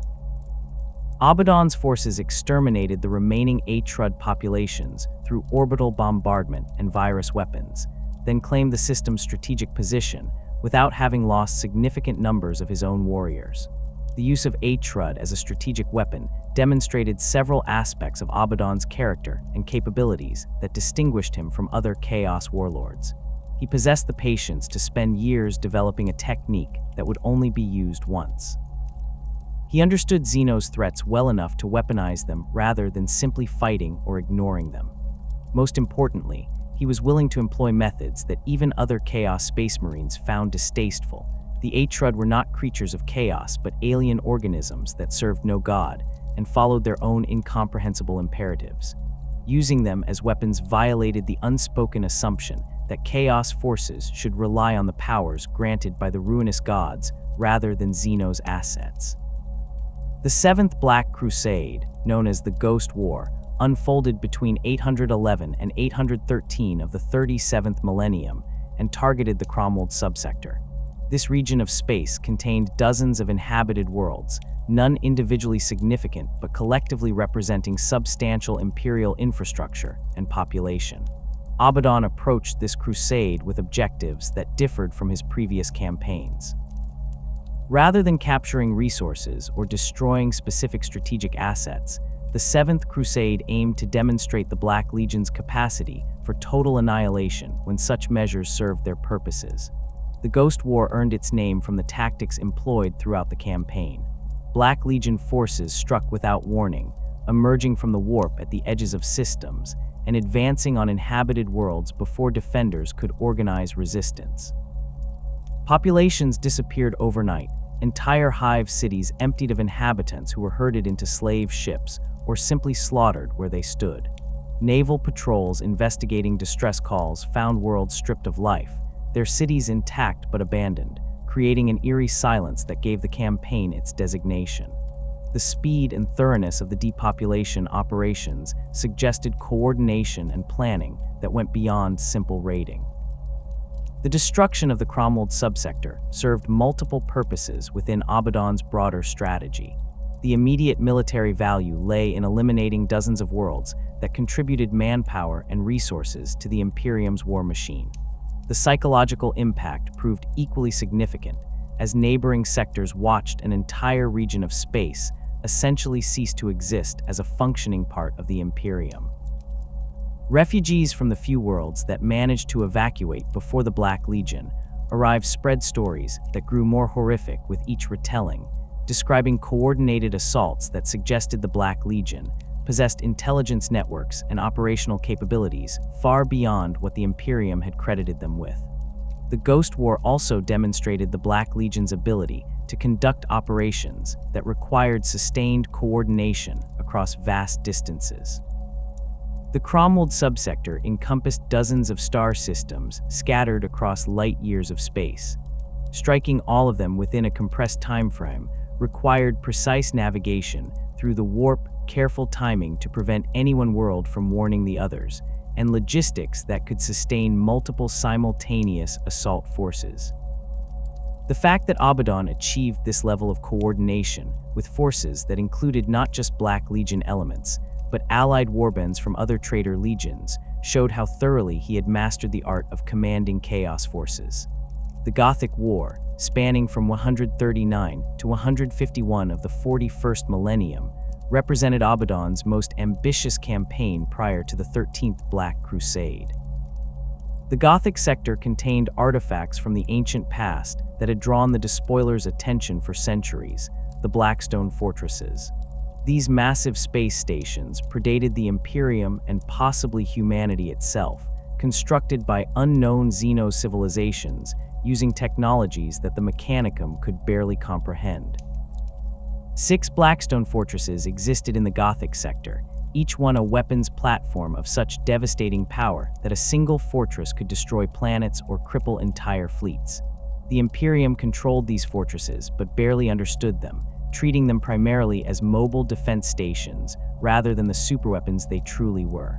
Abaddon's interest in the Blackstone fortresses revealed the scope of his long-term planning. Most Chaos warlords thought in terms of immediate objectives, raids for slaves and supplies, attacks motivated by revenge or the desire for glory.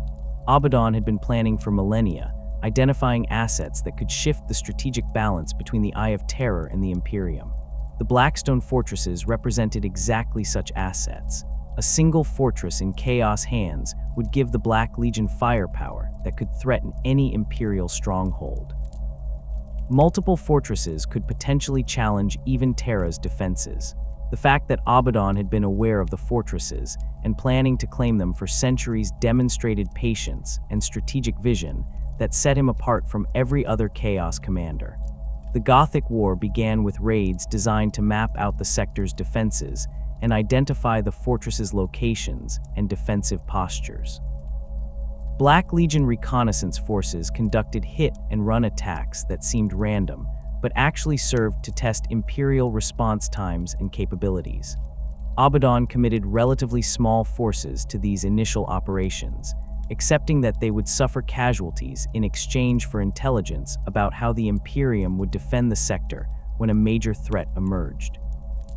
The information gathered during this phase allowed the Black Legion to identify weaknesses in the Imperial Navy's patrol patterns and locate supply depots that could be raided to sustain longer operations. The main assault phase saw Abaddon commit substantial Black Legion forces alongside contingents from other traitor legions and renegade warbands that he had convinced to join the campaign. The scale of the invasion forced the Imperium to respond with major fleet elements and Space Marine chapter deployments.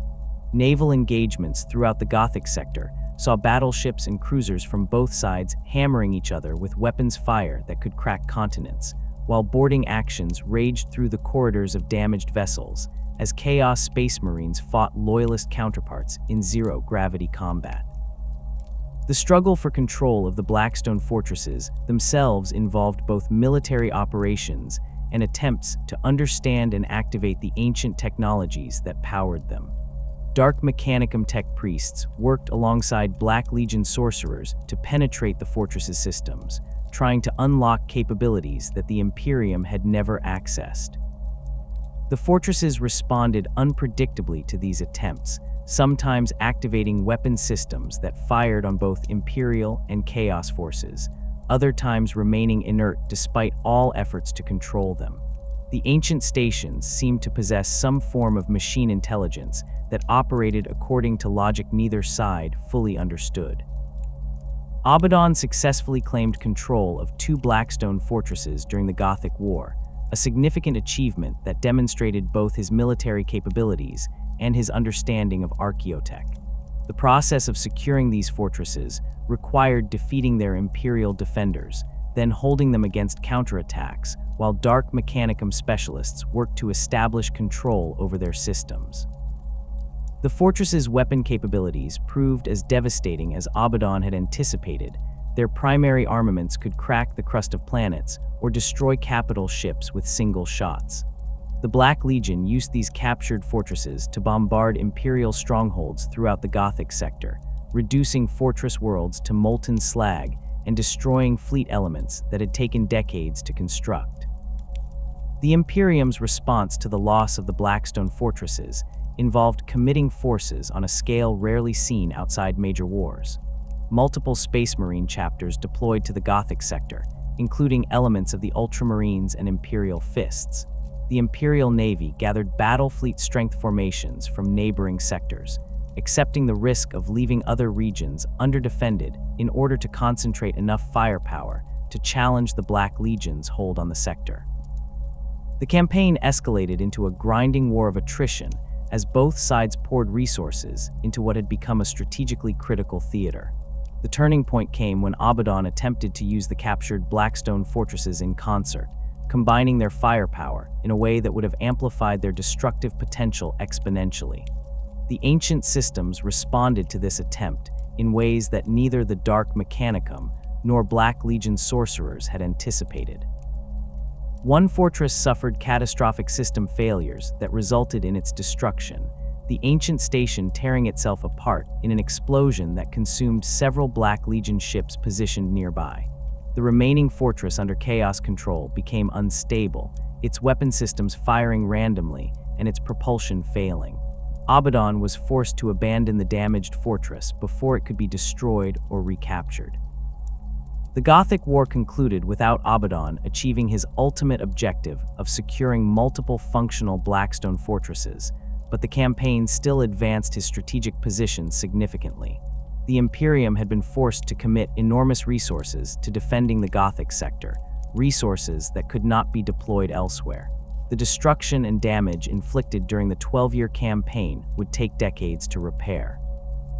Most importantly, Abaddon had demonstrated his interest in and ability to claim archaeotech superweapons, forcing the Imperium to reassess the security of similar artifacts throughout the galaxy. The High Lords of Terra ordered investigations into the locations and defenses of other ancient installations, diverting resources and attention in ways that served Abaddon's broader objectives, even though the Gothic War itself had ended inconclusively. The 8th through 12th Black Crusades continued the pattern of targeting specific objectives, while advancing Abaddon's understanding of the strategic landscape between the Eye of Terror and the Greater Imperium. Each crusade struck at different targets. The 8th focused on claiming demon worlds on the Eye's periphery that could serve as forward bases for future operations. The 9th targeted Space Marine chapter recruitment worlds to deny the Imperium future warriors. The 10th struck at Mechanicus forge complexes to capture technologies and manufacturing capabilities.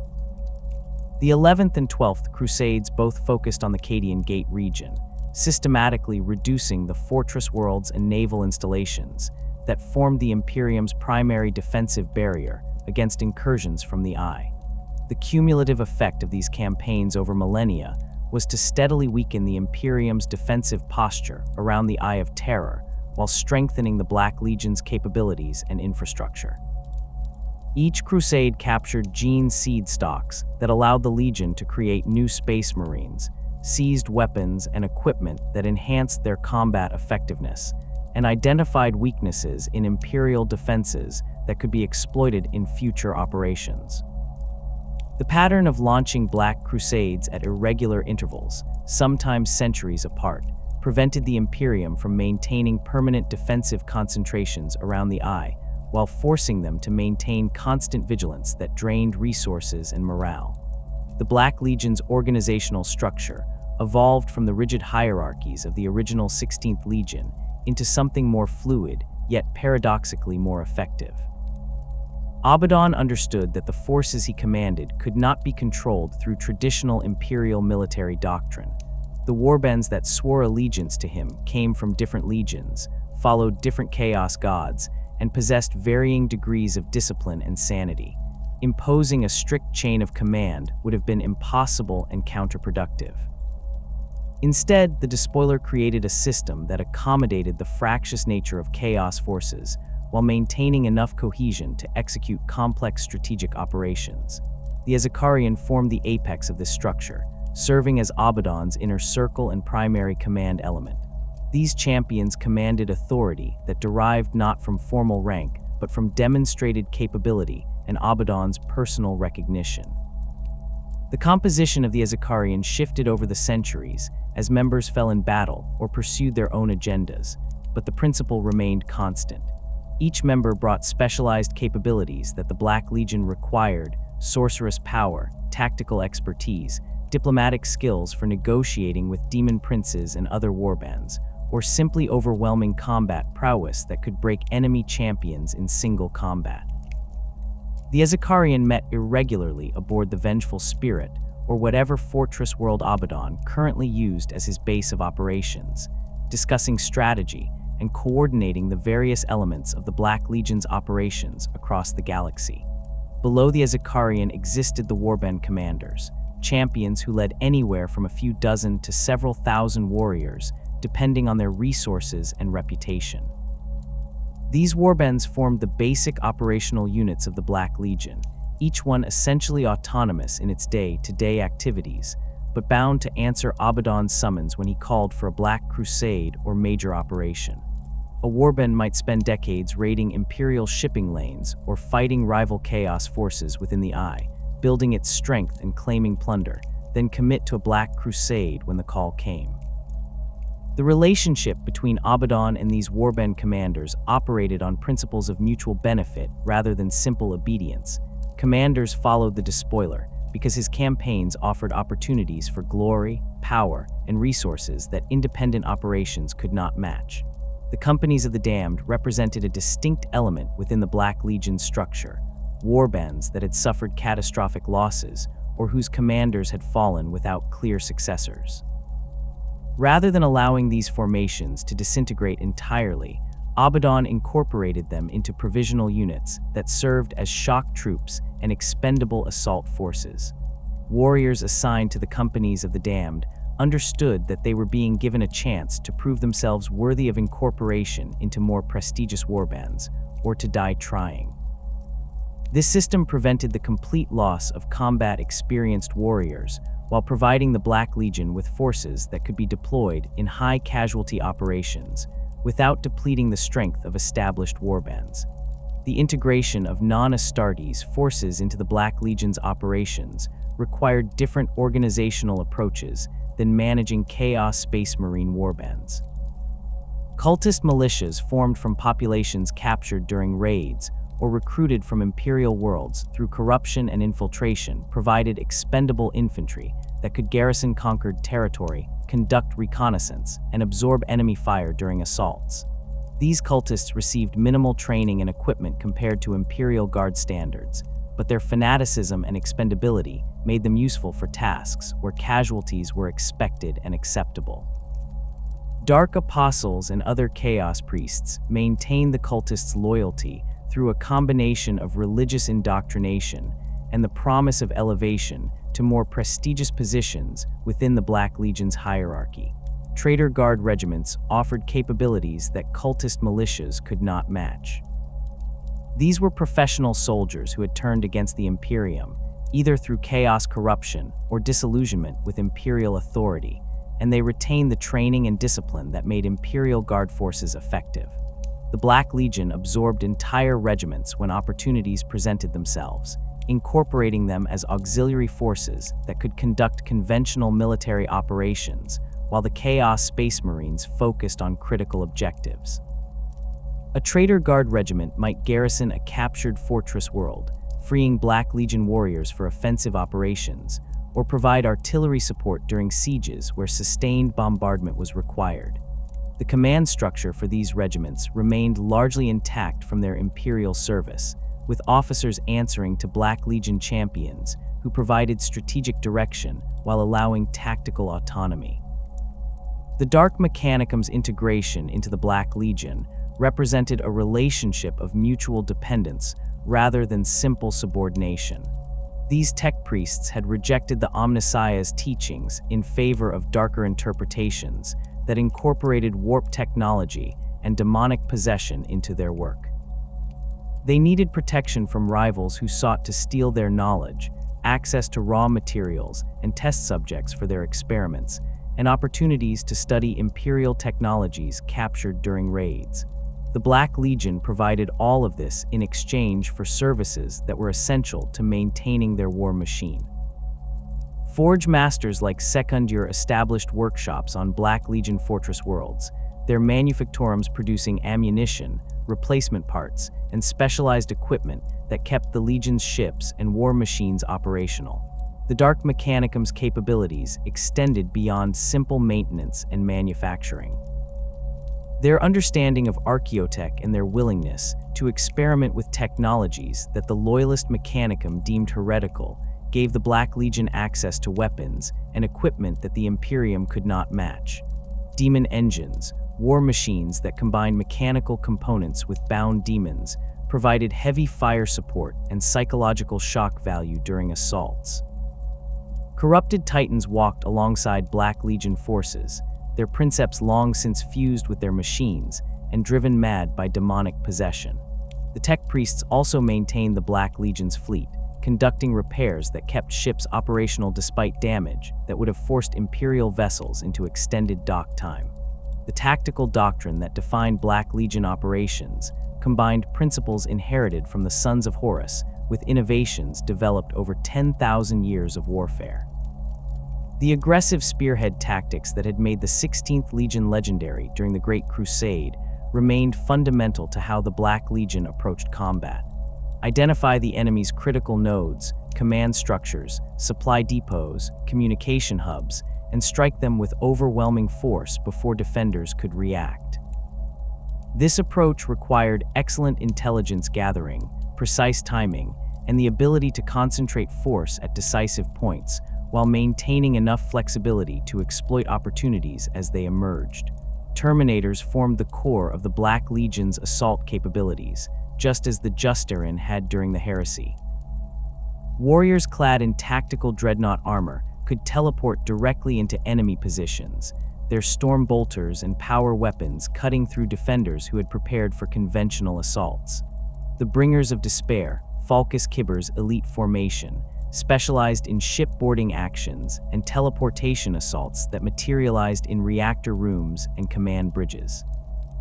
Other Terminator formations focused on breaching fortifications, their armor allowing them to advance through fire that would annihilate standard power armored space marines. The Black Legion maintained larger numbers of Terminators than most Chaos warbands because Abaddon understood their value and prioritized the acquisition and maintenance of Terminator plate during raids and campaigns. Rapid strike forces provided the Black Legion with capabilities that heavy Terminator assaults could not match. Bikes, Raptors equipped with jump packs, and light vehicles allowed Black Legion commanders to exploit breakthroughs and conduct deep raids into enemy rear areas.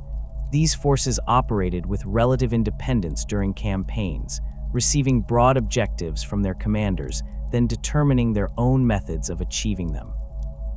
A Raptor formation might receive orders to disrupt enemy communications in a specific sector, then spend days conducting hit and run attacks on relay stations and command posts, using their mobility to avoid concentrated enemy forces while steadily degrading the defender's ability to coordinate their responses.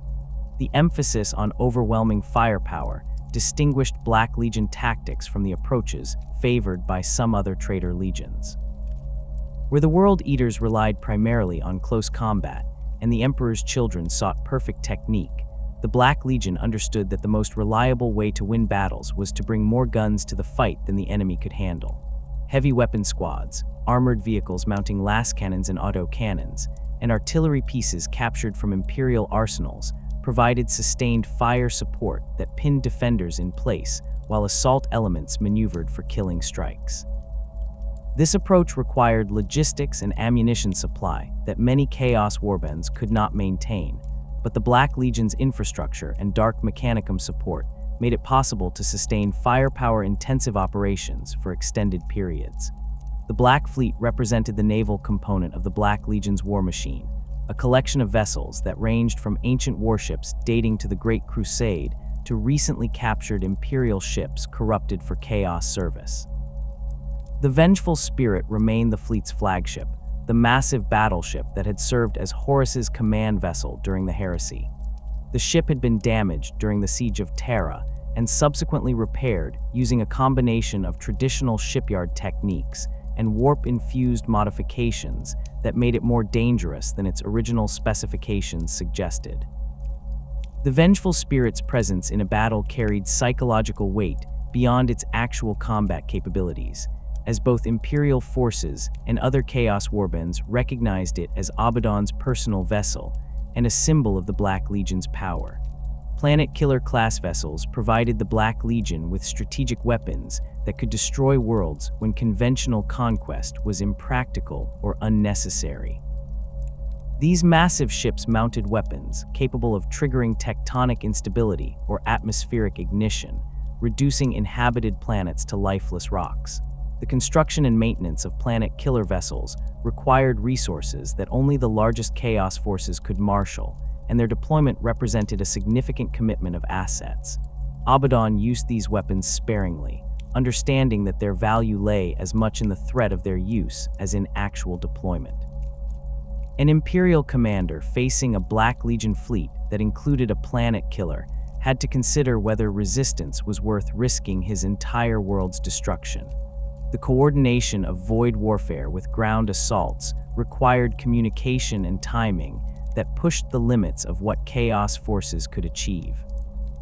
Naval elements needed to establish orbital superiority before ground forces could deploy safely, but maintaining that superiority while conducting planetary assaults meant dividing attention between space combat and supporting ground operations. The Black Legion addressed this challenge through careful planning and the use of specialized formations. Naval commanders received detailed briefings on ground force objectives and timing requirements, allowing them to position their ships to provide orbital fire support when needed. Ground commanders understood the limitations of naval support and planned their operations accordingly, avoiding situations where success depended entirely on orbital bombardment that might not be available if the fleet was engaged with enemy ships. Sorcery permeated every aspect of the Black Legion's operations, from strategic planning to tactical execution. The Kashirhin, the chosen sorcerers who served Abaddon directly, wielded powers that could turn battles and campaigns. These psychers came from various backgrounds. Some were former Thousand Sons who had joined the Black Legion seeking purpose beyond their original Legion's obsessions. Others were renegade librarians from loyalist chapters who had embraced chaos, and some were individuals who had developed psychic abilities through exposure to the warp within the Eye of Terror. The Kashirhin operated with considerable autonomy, pursuing their own research and experiments while remaining available when Abaddon required their services. Summoning rituals allowed the Black Legion to deploy demonic forces without requiring the sustained presence of a warp rift. Sorcerers conducted these rituals before battles, binding demons to temporary physical forms that could fight alongside Chaos Space Marines for limited periods. The process required careful preparation, circles inscribed with specific runes, sacrifices to attract the attention of appropriate entities, and psychic disciplines to maintain control over the summoned demons. Mistakes in any stage of the ritual could result in the demon turning on its summoners or manifesting in ways that threatened both sides of the battle.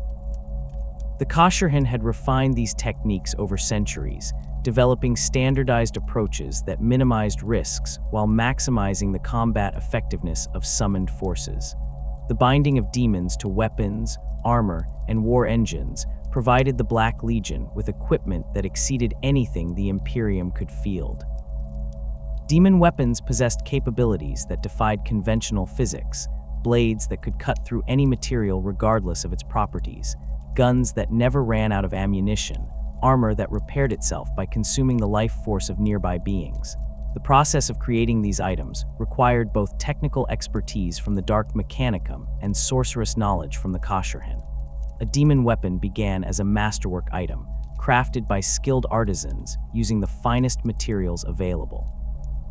Sorcerers then conducted rituals that attracted an appropriate demon and bound it into the weapon's structure, fusing the entity's essence with the physical object. The resulting weapon possessed intelligence and malevolence, sometimes communicating with its wielder and always seeking opportunities to cause destruction. demon engines represented the most visible manifestation of the Black Legion's integration of sorcery and technology.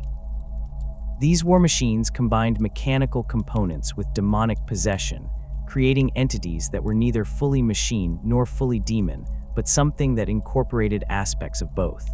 Defilers scuttled across battlefields on mechanical legs, while their bound demons howled for blood, their battle cannons and close combat weapons making them effective against both infantry and armored targets. Mauler Fiends and Forgefiends provided specialized capabilities, the former designed for tearing apart enemy vehicles and fortifications, while the latter focused on sustained fire support. The creation of demon engines required extensive resources and expertise, making them relatively rare even within the Black Legion, but their combat effectiveness justified the investment when they could be fielded. The coordination of all these elements, Chaos Space Marine warbands, cultist militias, traitor guard regiments, dark mechanicum war machines, sorcerous powers, and demonic entities, required command and control capabilities that distinguished the Black Legion from other Chaos forces. Abaddon and the Ezekarian maintained awareness of operations across multiple star systems simultaneously, receiving reports from warband commanders and adjusting strategic plans as situations developed. This level of coordination was possible because the Black Legion had invested in infrastructure that other Chaos forces neglected. Communication relays on Fortress worlds allowed messages to be transmitted across the Eye of Terror with reasonable reliability. Sorcerers maintained psychic links that provided real-time updates during critical operations. The Vengeful Spirits Command Center incorporated technologies looted from Imperial and Xeno sources, creating a strategic operations facility that rivaled anything the Imperium possessed. The Ezekarian represented more than just Abaddon's command structure. These champions embodied the Black Legion's fundamental principles and demonstrated what could be achieved when warriors from disparate backgrounds united under a single vision. The Inner Circle's composition reflected Abaddon's understanding that the Long War required diverse capabilities and perspectives, that no single approach to warfare or chaos worship could address every challenge the Black Legion would face across millennia of campaigning. Iskandar Khayan earned his epithet, the Kingbreaker, through actions that resonated across the Eye of Terror and beyond. The former Thousand Son had joined Abaddon during the early years after the Siege of Terra, recognizing in the first captain a leader who understood how to use sorcery as a weapon rather than treating it as an end in itself. Khayan's mastery of the warp exceeded most practitioners who had not descended into complete demonic possession. He could navigate the Immaterium's currents with precision that allowed Black Legion fleets to emerge from warp transit exactly where intended rather than scattered across star systems. His combat sorcery manifested as controlled devastation, psychic lightning that could reduce squads of enemy infantry to ash, telekinetic forces that crushed armored vehicles like empty cans, and the ability to perceive threats before they materialized. The sorcerer maintained a menagerie of bound entities that served various purposes during Black Legion operations. Cairn, a demon of Tzeentch bound into service through complex rituals, provided intelligence gathering and infiltration capabilities that conventional reconnaissance could not match. The demon could assume forms that passed casual inspection, allowing it to move through enemy installations and report back on defensive preparations and strategic assets. Khayan also commanded the Rubriki, the dust-filled armor of Thousand Sons, who had been reduced to automata by the rubric of Ahriman. These warriors followed his commands with perfect obedience, immune to fear or morale failures that affected even Chaos Space Marines. Their bolters fired with mechanical precision, and they advanced through fire that would have forced living warriors to seek cover. Khayan's role within the Ezekarian extended beyond providing sorcerous firepower. He served as Abaddon's advisor on matters involving the warp's nature and the Chaos God's likely responses to various courses of action. When the Despoiler planned operations that required understanding how demons would react or what prices the ruinous powers might demand for their support, Khayan provided analysis based on centuries of study and direct experience. His counsel proved particularly valuable during negotiations with demon princes and other warp entities, as he understood the complex protocols and power dynamics that govern such interactions. The sorcerer's presence in the Ezekarian also demonstrated that the Black Legion welcomed warriors from any traitor legion who could contribute to their objectives, that gene seed and original allegiance mattered less than capability and commitment to the long war. Telemach and Lyra's brought a different set of capabilities to the inner circle. The former emperor's child had abandoned his original legion when their descent into Slaneshi excess became so complete that martial excellence was subordinated to the pursuit of sensation. Telemach had trained under some of the Third Legion's greatest swordmasters before the heresy, learning techniques that combined superhuman speed with absolute precision. His blade work operated on principles that made every movement serve multiple purposes: a parry that simultaneously positioned him for a counterattack, a feint that forced opponents into disadvantageous positions, strikes that targeted specific points where armor was weakest, or where severing particular tendons would cripple an enemy's ability to continue fighting. The Black Swordsman's reputation grew through countless duels against champions from both Imperial and Chaos forces. He had killed Space Marine captains in single combat, defeated demon princes who had underestimated his abilities, and carved through Eldar exarchs whose centuries of experience could not overcome his combination of technique and enhanced physiology. Telemach approached each duel as a problem to be solved through analysis and execution, rather than an opportunity for glory or sensation. He studied his opponents before engaging them when possible, observing their movements and identifying patterns that could be exploited. During the actual combat, he remained emotionally detached, his mind processing information and adjusting his approach with the cold efficiency of a servitor executing programmed instructions. Telemach's role within the Black Legion extended beyond his personal combat prowess. He commanded formations that specialized in precision strikes against high-value targets, operations that required surgical application of force rather than overwhelming firepower. When Abaddon needed an enemy commander eliminated or a specific objective secured without collateral damage to surrounding infrastructure, Telemach led teams that could infiltrate, strike, and extract with minimal footprint. His warriors learned from his example, developing skills that made them effective in scenarios where conventional Black Legion tactics would have been inappropriate or counterproductive. The Black Swordsman also served as a dueling champion when diplomatic situations required such demonstrations. His victories in ritual combat, establishing the Black Legion's martial credentials, and sometimes achieving objectives that would have required full military operations. Falcus Kibber represented continuity with the Sons of Horus era, a link to the Legion's history that Abaddon maintained despite his rejection of attempts to resurrect that identity. The Widowmaker had earned his epithet during the heresy through boarding actions that left enemy ships drifting hulks, their crews slaughtered, and their systems destroyed beyond repair. Falcus commanded Terminator armored veterans with expertise that came from decades of void warfare experience. He understood the unique challenges of fighting in zero gravity, in corridors too narrow for proper formations, against enemies who could be anywhere within a ship's vast internal structure. His tactical approach emphasized speed and violence, using teleportation to bypass defensive choke points, and materialized his warriors directly into critical locations. The Bringers of Despair, Falcus's elite formation, maintained standards that dated back to the Justarin. Warriors who joined this unit underwent additional training and modification beyond standard Chaos Space Marine capabilities. Their Terminator armor incorporated the best equipment that the Dark Mechanicum could provide, power fields that could deflect all but the most powerful weapons, integrated targeting systems that tracked multiple threats simultaneously, and Vox systems that maintained communication even when conventional frequencies were jammed. The Bringers of Despair specialized in the most dangerous assault missions, teleporting into situations where they faced overwhelming numbers or fortified positions that conventional forces could not breach. Their success rate justified the resources invested in their equipment and training, as objectives that would have required entire companies to secure fell to squads of Terminators who struck with precision and overwhelming violence. Falkus's position within the Azakarian reflected his value as both a combat commander and a symbol of the Black Legion's heritage.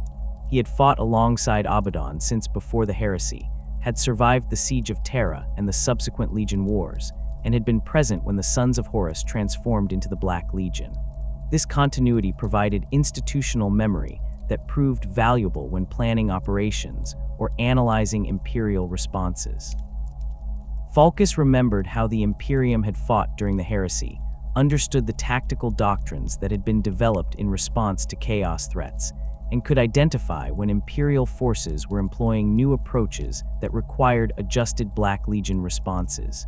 His counsel carried weight with Abaddon precisely because it came from shared experience rather than theoretical analysis. Beyond the Azakarian, the Black Legion's strength derived from warband leaders who commanded forces ranging from a few dozen warriors to several thousand. These champions operated with considerable autonomy between Black Crusades, building their power bases through raids, conquests within the Eye of Terror, and recruitment of renegades who sought to join the Black Legion's ranks. The relationship between these warband leaders and Abaddon operated on principles of mutual benefit and demonstrated capability rather than rigid hierarchy. A warband commander who consistently achieved objectives and contributed effectively during Black Crusades earned greater autonomy and access to resources. Those who failed, or whose ambitions threatened the Legion's cohesion, found themselves facing challenges from rivals or direct intervention from the Azakarian. Devrem Korda commanded one of the largest independent warbands within the Black Legion, a force built around former Sons of Horus veterans who had embraced Khorne's patronage without losing their tactical discipline. Korda's warriors fought with controlled aggression that distinguished them from World Eater's berserkers. They channeled their rage into coordinated assaults rather than mindless slaughter.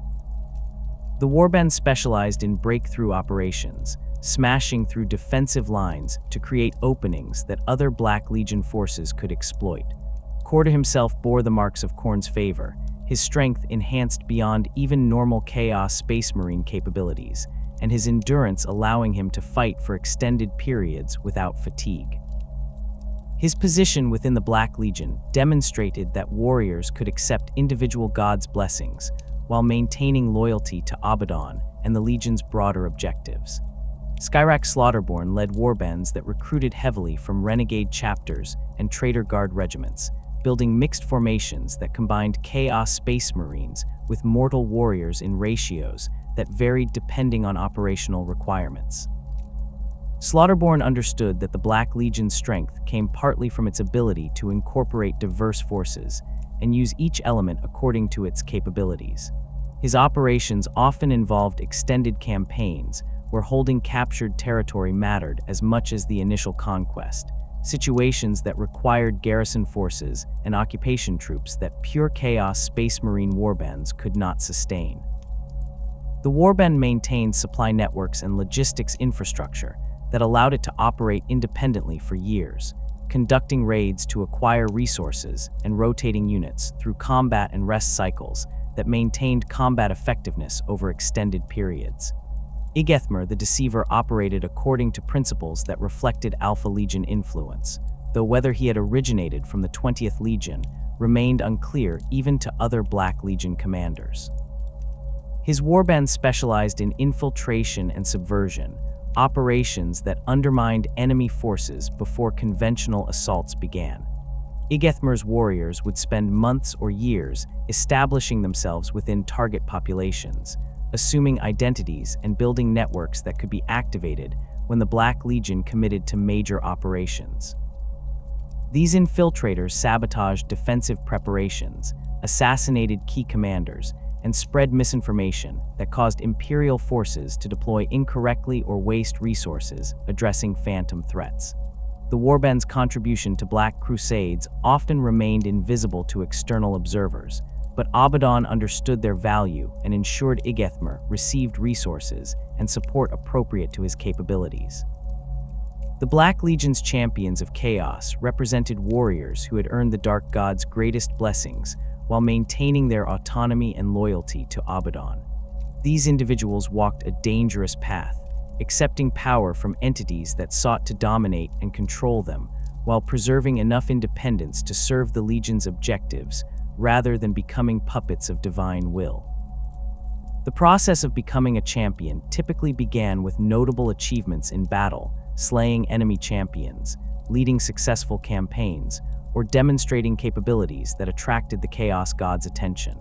The gods would offer blessings, mutations that enhanced combat effectiveness or granted supernatural abilities.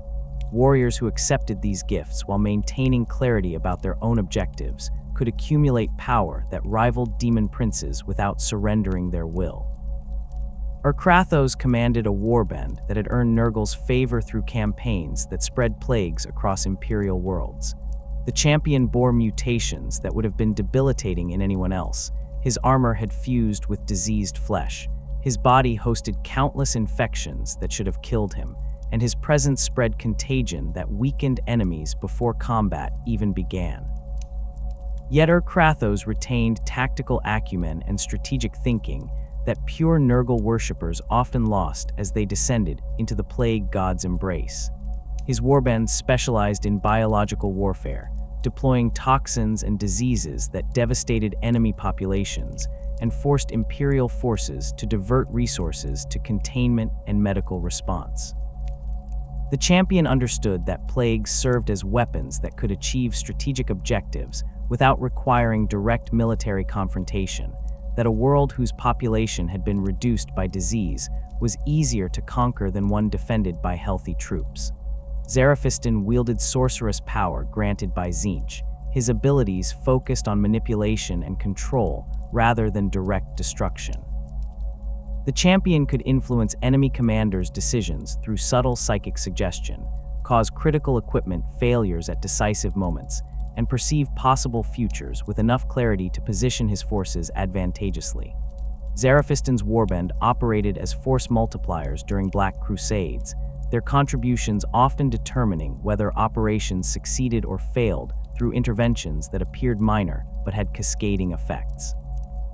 The champion maintained extensive networks of cultists and corrupted officials within Imperial space, assets that provided intelligence and conducted preparatory operations before Black Legion forces arrived. His relationship with Tzeentch remained transactional rather than devotional. He accepted the gods' gifts and pursued objectives that aligned with the Changer of Ways' interests, but his ultimate loyalty belonged to the Black Legion and his own ambitions. The Black Legion's ability to corrupt and recruit warriors from loyalist chapters represented one of its most valuable strategic capabilities.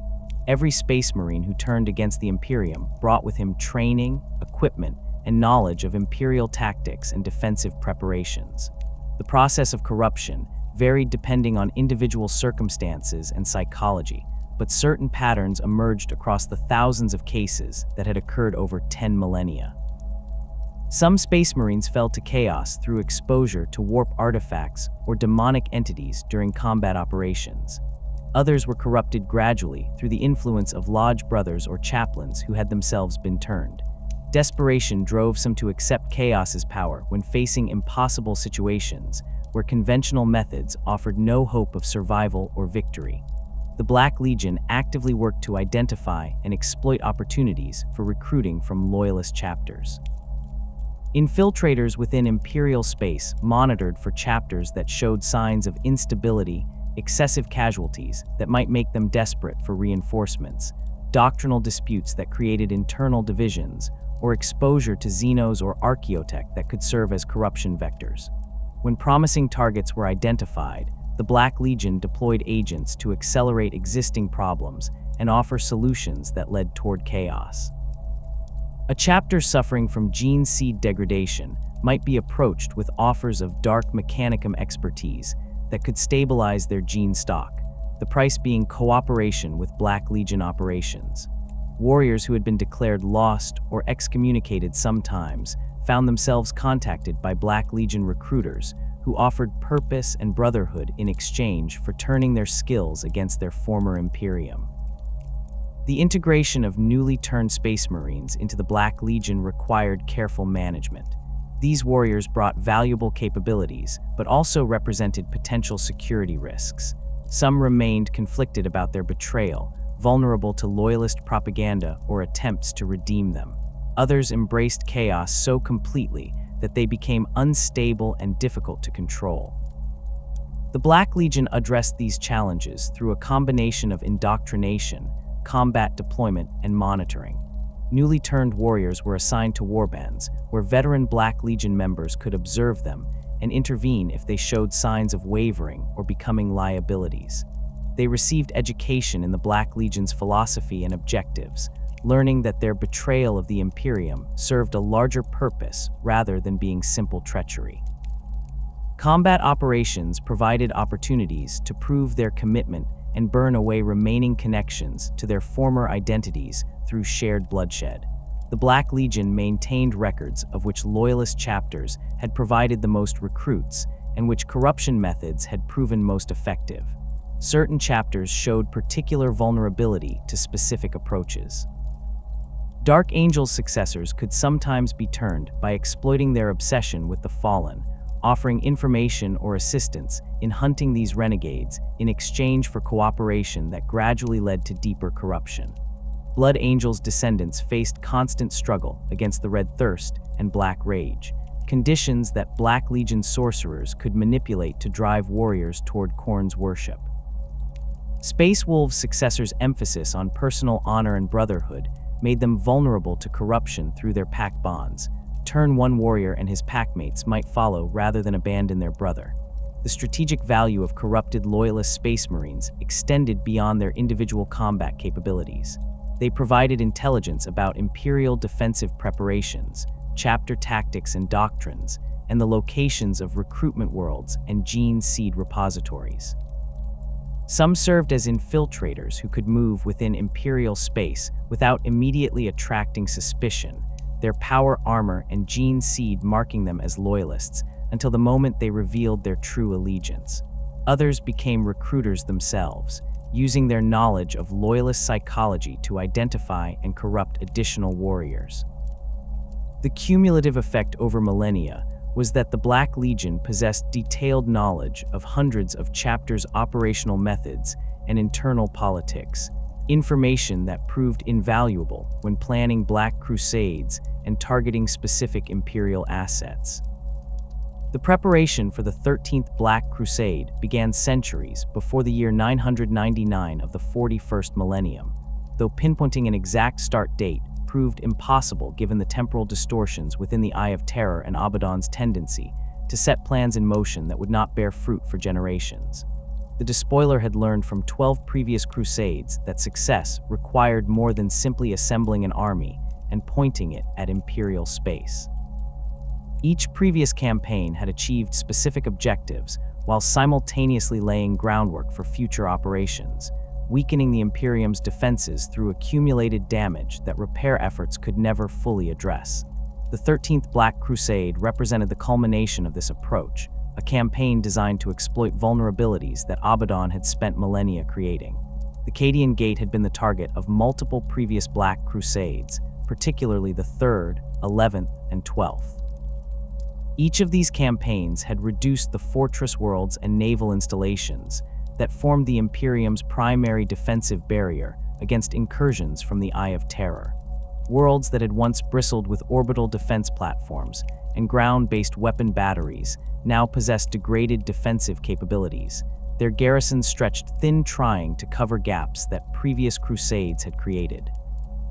The Imperial Navy maintained patrol routes through the region, but decades of attrition had reduced fleet strength to levels where they could respond to threats rather than preventing them from emerging in the first place. Cadia itself remained the cornerstone of the entire defensive system, a fortress world whose strategic importance had only grown as surrounding defenses weakened.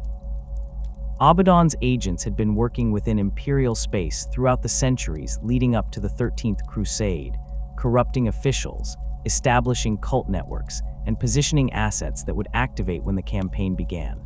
Planetary governors on worlds throughout the Cadian sector found themselves influenced by advisors who had spent years earning their trust, advisors who were actually Black Legion operatives or cultists working under deep cover. These corrupted officials made decisions that seemed reasonable in isolation, but collectively weakened defensive preparations, delaying fortress construction projects due to budget concerns, reassigning garrison troops to address manufactured threats on other worlds, allowing maintenance schedules on critical equipment to slip. The cumulative effect was that when the 13th Black Crusade launched, many worlds in the Cadian sector possessed defenses that existed more on paper than in reality. The corruption extended beyond simple infiltration to include warp-based preparations that would facilitate the Crusade's execution.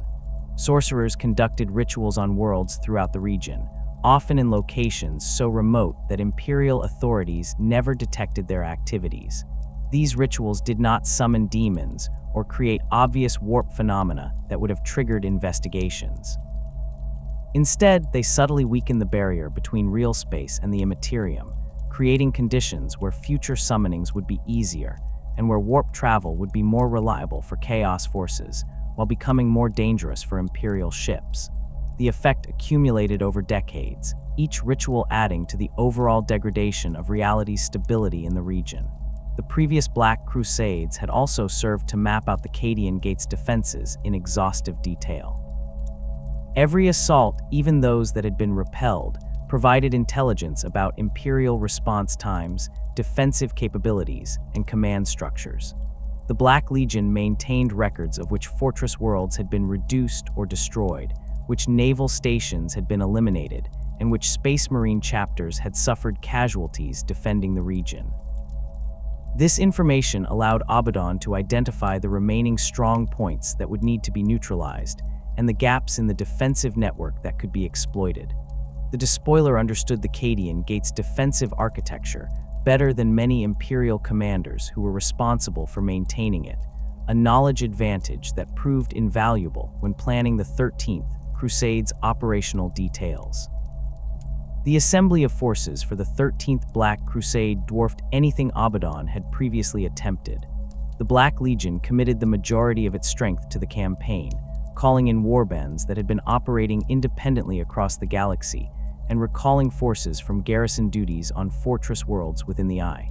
The Despoiler's reputation and the scale of his ambitions attracted allies from across the spectrum of Chaos forces. The other traitor legions contributed substantial contingents, recognizing that whatever Abaddon intended represented an opportunity too significant to ignore. World Eaters' warbands mustered in numbers not seen since the Legion Wars, their hunger for slaughter overcoming their usual disorganization when presented with the promise of battles that would satisfy even Khorne's appetite. Emperor's Children formations joined despite their typical lack of interest in sustained campaigns, attracted by the opportunity to demonstrate their martial perfection against the Imperium's best defenders. The Iron Warrior's commitment proved particularly significant. Warsmith Shantu brought siege specialists and equipment that would be essential for reducing Cadia's fortifications. The Iron Warriors had their own grievances against the Imperium and saw the 13th Crusade as an opportunity to inflict damage that would resonate for centuries. Their presence ensured that the Black Legion possessed expertise in siege warfare that matched or exceeded anything the Imperium could deploy in defense. Death Guard contingents arrived from plague worlds within the Eye, their slow advance belying the devastating impact they would have once committed to battle. Even elements of the Night Lords and Alpha Legion appeared, though their actual objectives and level of commitment remained characteristically unclear. Beyond the traitor legions, Abaddon secured support from demon princes and warp entities whose power could tip battles that conventional forces alone could not win. These negotiations required years of effort and promises that bound the Black Legion to future obligations, but the Despoiler understood that the 13th Crusade's objectives justified such costs. Demon princes of all four major Chaos gods pledged their support, bringing with them the ability to summon lesser demons and channel warp energies that could devastate Imperial defenses. The coordination of these diverse forces required command and control capabilities that only the Black Legion possessed organizational infrastructure that Abaddon had spent millennia developing specifically for operations of this scale. The Blackstone Fortress represented the 13th Crusade's most devastating weapon, an asset that Abaddon had secured during the Gothic War centuries earlier and had been preparing for deployment ever since.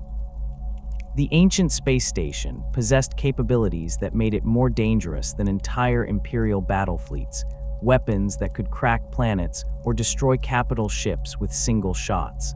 The Dark Mechanicum had spent decades studying the fortress's systems, learning how to control technologies that predated the Imperium and possibly humanity itself. The fortress's deployment would serve multiple purposes. Its firepower would be essential for breaking through Cadia's orbital defenses.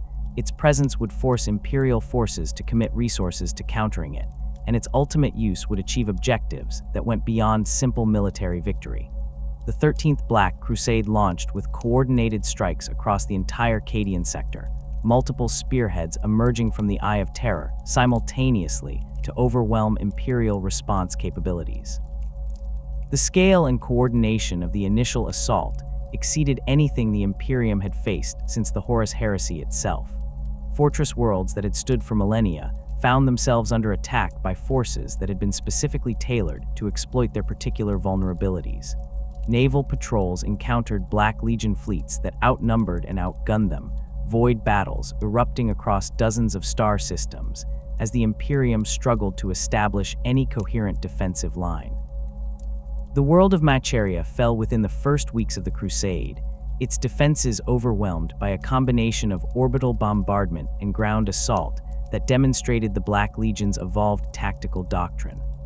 Iron Warrior siege specialists breached the fortress walls while World Eaters poured through the gaps, their berserker fury carrying them deep into defensive positions before Imperial forces could establish fallback lines.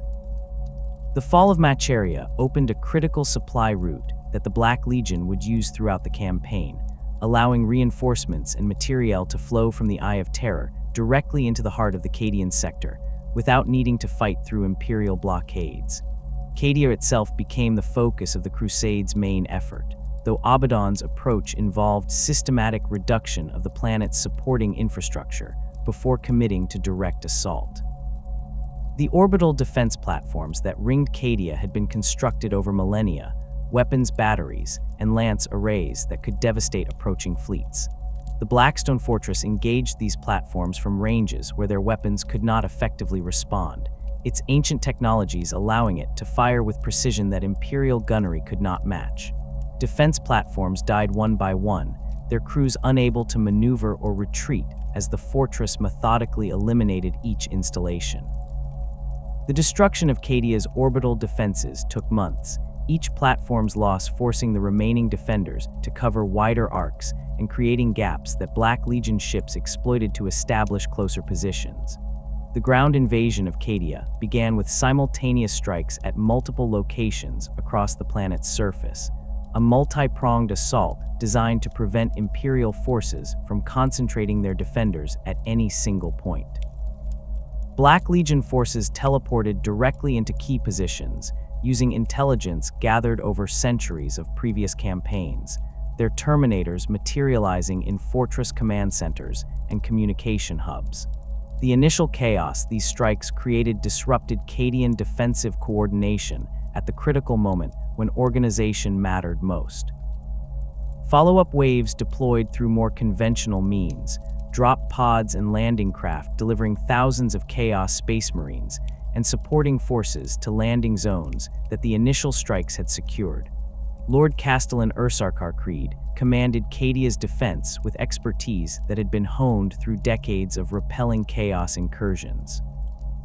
The Lord Castellan understood that Cadia's survival depended on maintaining coherent defensive lines and preventing the Black Legion from achieving breakthrough that would allow them to operate in the planet's rear areas. Creed deployed the Cadian regiments with precision that maximized their defensive advantages, using the planet's fortress networks, and prepared positions to force the attackers into killing grounds where Imperial firepower could be concentrated. The Cadian shock troops fought with discipline and courage that earned respect even from their Chaos opponents, their lasguns and artillery pieces exacting a toll on advancing Black Legion forces that demonstrated why Cadia had stood for 10,000 years. The battles for Cadia's fortress cities became grinding affairs, where both sides committed enormous resources to contests over positions that changed hands multiple times. The fortress city of Casser Galan saw fighting that lasted for weeks, its walls breached and repaired repeatedly as Black Legion assaults crashed against Cadian defenders who refused to yield. The Iron Warriors conducted siege operations with methodical precision, advancing their trench lines closer to the fortress walls, while artillery batteries pounded defensive positions. The Cadians responded with counterattacks designed to disrupt siege preparations, their infantry supported by armored columns that struck at Iron Warriors' positions before withdrawing to prepared defensive lines. The attrition on both sides was horrific, casualties mounting into the tens of thousands as neither side could achieve decisive advantage. The arrival of Imperial reinforcements provided temporary relief for Cadia's defenders, but could not fundamentally alter the strategic situation. Space Marine chapters responded to distress calls, deploying what forces they could spare to assist in the planet's defense. The Black Templars committed a crusade fleet, their warriors throwing themselves into combat with zeal that matched the World Eater's fury if not their mindless rage. The Imperial Fists sent companies that specialized in defensive warfare, their expertise in fortification helping to shore up positions that had been damaged by Black Legion assaults. The Space Wolves deployed great companies whose warriors fought with savage efficiency, their close-quarters combat specialists proving particularly effective in the brutal fighting that characterized urban warfare on Cadia. The Imperial Guard response saw regiments from across the Imperium redirected to reinforce Cadia, troop transports arriving with soldiers who had been pulled from campaigns against orcs, tyrannids, and other threats. These reinforcements brought fresh troops and equipment that allowed Creed to rotate exhausted units out of the line and replace casualties that the Cadian regiments had suffered. However, the logistics of moving these forces to Cadia and integrating them into existing command structures took time that the defenders did not have in abundance. Many regiments arrived to find the tactical situation had evolved beyond the intelligence briefings they had received, forcing commanders to adapt to circumstances on the ground while under active combat conditions. The Black Legion adjusted its approach as the campaign progressed, learning from engagements and modifying tactics to counter Imperial responses. Abaddon committed additional forces from reserves that he had held back during the initial assault phases, fresh warbands that had not yet been bloodied replacing units that had suffered heavy casualties. The Despoiler also deployed specialized formations to address specific challenges that conventional forces could not overcome. Sorcerers conducted rituals that summoned demon hordes directly onto the battlefield, bypassing defensive lines entirely and forcing Imperial troops to fight on multiple fronts simultaneously. Demon engines advanced alongside Chaos Space Marines, their corrupted machine spirits and bound demons making them resistant to conventional anti-armor weapons. The final phase of the battle for Cadia began when Abaddon committed the Blackstone Fortress to direct action against the planet itself. The ancient station had completed its systematic destruction of Cadia's orbital defenses and now turned its weapons toward the surface. The fortress's main armament possessed capabilities that exceeded anything in the Imperial arsenal, energy beams that could trigger tectonic instability or ignite atmospheric firestorms. The initial bombardments targeted military installations and fortress cities, each shot creating devastation measured in square kilometers. The Cadians continued fighting even as their world burned around them, their discipline holding even when rational assessment suggested that further resistance was futile. Creed coordinated the defense from the command center in Casser Galan until the fortress city fell to a combined assault by Black Legion and World Eater's forces. The Lord Castellan's final orders directed surviving Cadian forces to establish fallback positions and continue resistance for as long as possible, buying time for evacuation efforts that were attempting to extract what civilians and military personnel could be saved. The Lord Castellan himself was captured during the fortress city's fall, taken alive by Black Legion forces, who recognized his value as both a strategic asset and a symbolic prize. The decision to ram the Blackstone fortress into Cadia came after it became clear that conventional conquest would take longer than Abaddon was willing to accept, and that the symbolic impact of the planet's complete destruction would serve his broader strategic objectives better than occupation. The Dark Mechanicum calculated the trajectory and velocity required to ensure that the fortress's impact would trigger catastrophic tectonic failure across Cadia's entire structure. The fortress began its final approach, its systems damaged from months of combat, but still functional enough to complete its terminal mission. Imperial forces in orbit attempted to intercept, battleships and cruisers firing everything they had at the massive station, but the fortress's shields and armor withstood the bombardment long enough to reach its target. The impact occurred in Cadia's northern hemisphere, the fortress striking with force that released energy equivalent to multiple cyclonic torpedoes detonating simultaneously. The planet's crust fractured, tectonic plates shifting as the impact's shockwave propagated through Cadia's geological structure. Volcanoes erupted across multiple continents, their ash clouds darkening skies that were already obscured by the fires consuming the fortress cities. The oceans boiled where magma breached the seafloor, steam and toxic gases filling the atmosphere. Cadia was dying, its structural integrity compromised beyond any possibility of recovery. The planet's destruction triggered phenomena that Abaddon had anticipated, but that the Imperium had not fully prepared for.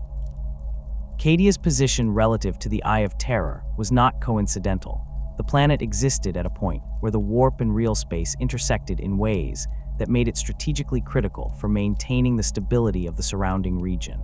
The pylons that dotted Cadia's surface were ancient xenotech structures whose purpose had never been fully understood by Imperial authorities, though their importance was recognized enough that they were defended and maintained. These pylons had been generating fields that helped stabilize reality in the region, keeping the Eye of Terror's expansion in check. Cadia's destruction meant the pylons' failure, and that failure had immediate consequences. The Great Rift tore across the galaxy, a massive warp storm that split the Imperium in half and fundamentally altered the strategic situation throughout known space. The Cicatrix Maledictum, as it came to be called, was not simply a larger version of existing warp storms, but represented a fundamental change in the relationship between real space and the immaterium. Worlds throughout the Imperium found themselves isolated as warp travel became impossible or suicidally dangerous in vast regions of space. Demon incursions erupted on planets that had never faced such threats, their populations unprepared for the horrors that emerged when reality's barriers weakened. The Astronomican's light, which guided Imperial ships through the warp, became obscured or invisible in large sections of the galaxy, leaving fleets stranded or forced to navigate by methods that had not been necessary since before the Great Crusade.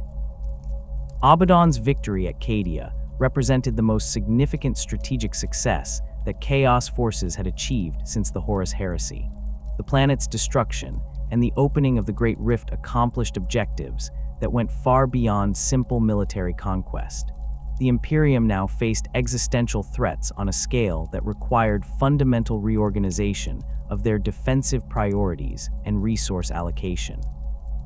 The psychological impact of Cadia's fall resonated throughout Imperial space, a world that had stood for 10 millennia reduced to rubble, its famous declaration that Cadia stands rendered hollow by the reality of its destruction. The Cadian regiments scattered across the galaxy now fought knowing their homeworld was gone, that the fortress cities where they had trained and the families they had left behind no longer existed. The strategic implications of the Great Rift's opening would take years to fully manifest, but immediate consequences were apparent even as the 13th Black Crusade concluded. The Imperium Nihilus, the dark half of the Imperium cut off from Terra by the Rift, faced Chaos incursions and Xenos invasions, without the possibility of receiving reinforcements or supplies from the wider Imperium. Worlds that had relied on regular supply shipments found themselves forced into self-sufficiency or facing starvation. Space Marine chapters operating in the Imperium Nihilus lost contact with their founding chapters and the authority structures that had governed their operations for millennia. The opening of the rift created opportunities for every enemy of the Imperium to exploit, from orc warbands to Tyranid hive fleets to Xenos empires that had been contained through constant Imperial military pressure.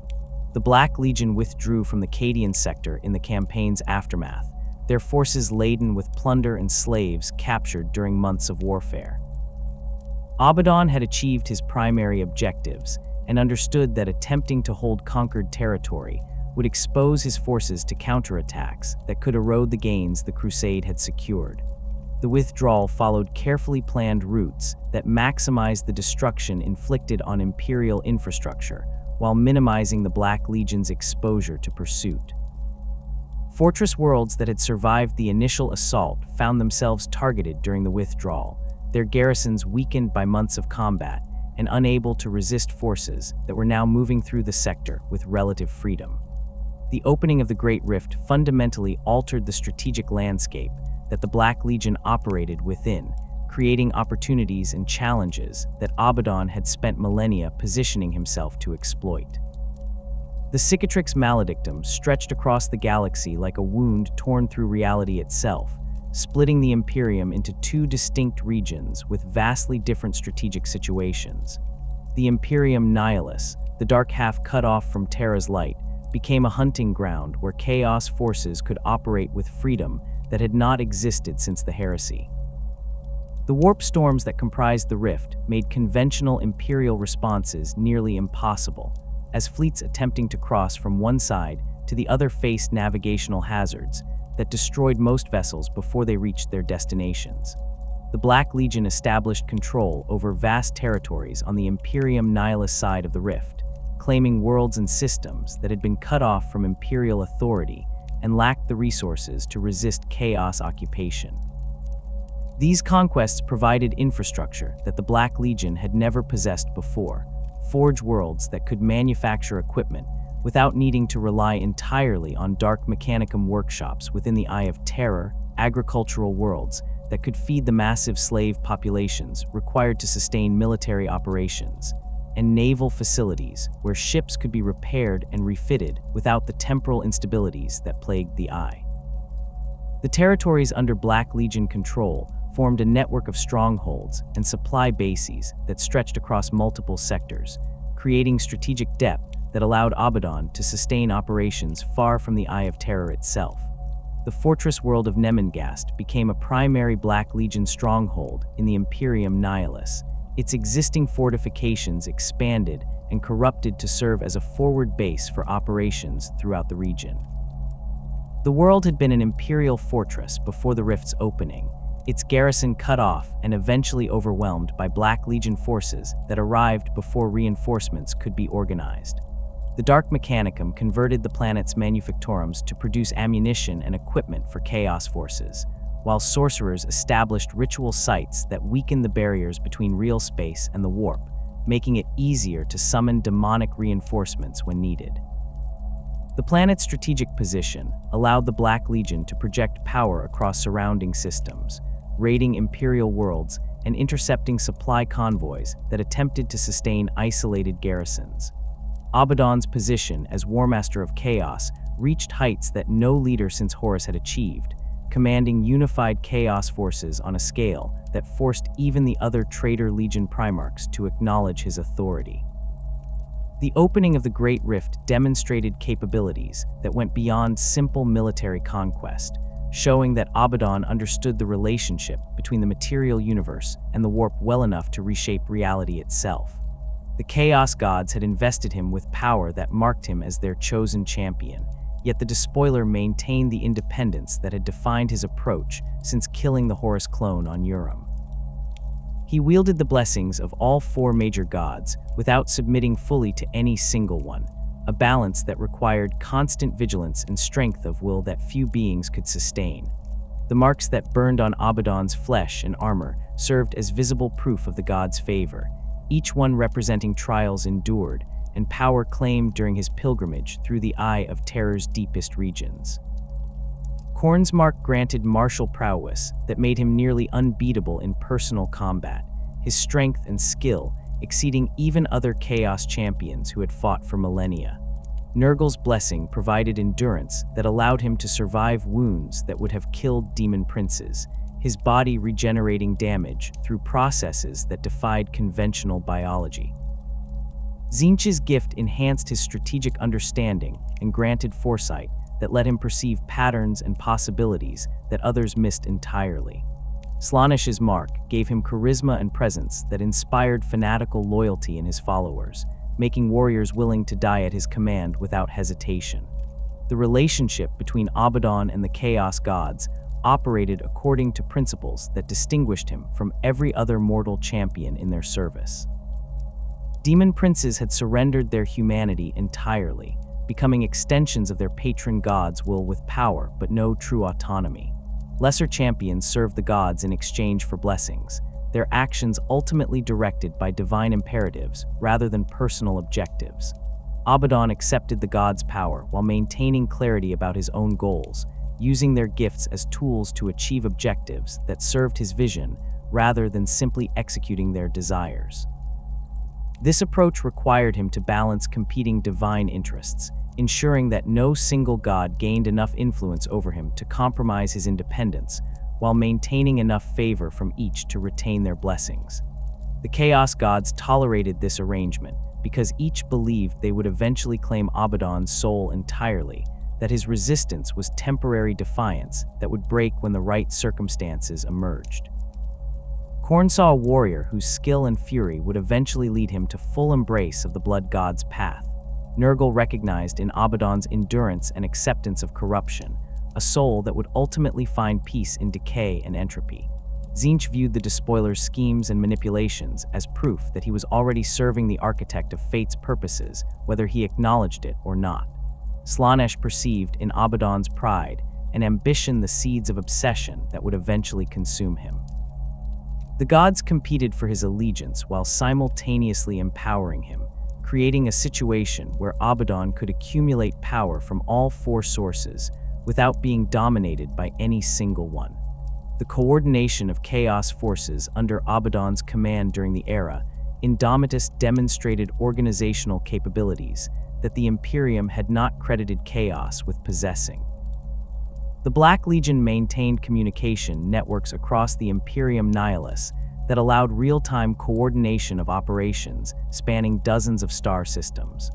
Sorcerers used psychic links and warp-based communication methods to transmit orders and intelligence, creating command and control infrastructure that functioned despite the disrupted state of real space in the region. The Black Fleet operated with coordination that allowed multiple task forces to support each other's operations, concentrating force when necessary for major assaults while dispersing to avoid Imperial counterattacks when strategic objectives had been achieved. The War of Beasts on Vigilus represented the Black Legion's most significant campaign in the early years following the Great Rift's opening, a multi-year siege of a strategically critical world that controlled access to the Nachmund Gauntlet. This relatively stable warp route allowed transit between the Imperium Nihilus and the Imperium Sanctus, making it invaluable for Imperial forces attempting to maintain contact between the two halves of their fractured domain. Vigilus itself was a hive world whose massive population and industrial capacity made it a significant prize beyond its strategic position. The planet's defenses had been reinforced after the Rift's opening, with multiple Space Marine chapters establishing garrison forces and Imperial Guard regiments deployed from across the sector. Abaddon's approach to the Vigilus campaign demonstrated how his strategic thinking had evolved over millennia of warfare. Rather than committing to immediate assault, the Black Legion conducted preparatory operations that weakened the planet's defenses and created conditions favorable for eventual conquest. Cultist networks that had been established years before the campaign began activated, conducting sabotage operations and spreading unrest among the Hive world's population. The Black Legion deployed forces to surrounding systems, cutting off supply routes and isolating Vigilus from potential reinforcement. When the actual siege began, the defenders found themselves facing enemies who understood their defensive preparations in detail and had already compromised critical infrastructure. The fighting on Vigilus involved multiple theaters of operation across the planet's surface, with Black Legion forces striking at different hive cities simultaneously to prevent Imperial commanders from concentrating their defenses. The Siege of Hyperia hive sprawl saw Iron Warrior siege specialists conducting methodical reduction of fortifications that had been designed to withstand Orc invasions and Xenos raids, but proved vulnerable to enemies who understood Imperial defensive architecture intimately. World Eater's assaults on Odic hive sprawl created breakthroughs that Black Legion forces exploited, pushing deep into the hive's interior and forcing defenders into urban combat, where the Imperium's advantages in firepower and coordination were diminished.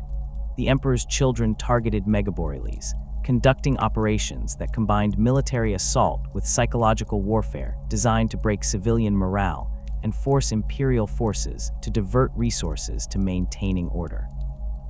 The arrival of Primarch Robute Guilliman's relief force altered the campaign's dynamics, but did not fundamentally change the strategic situation.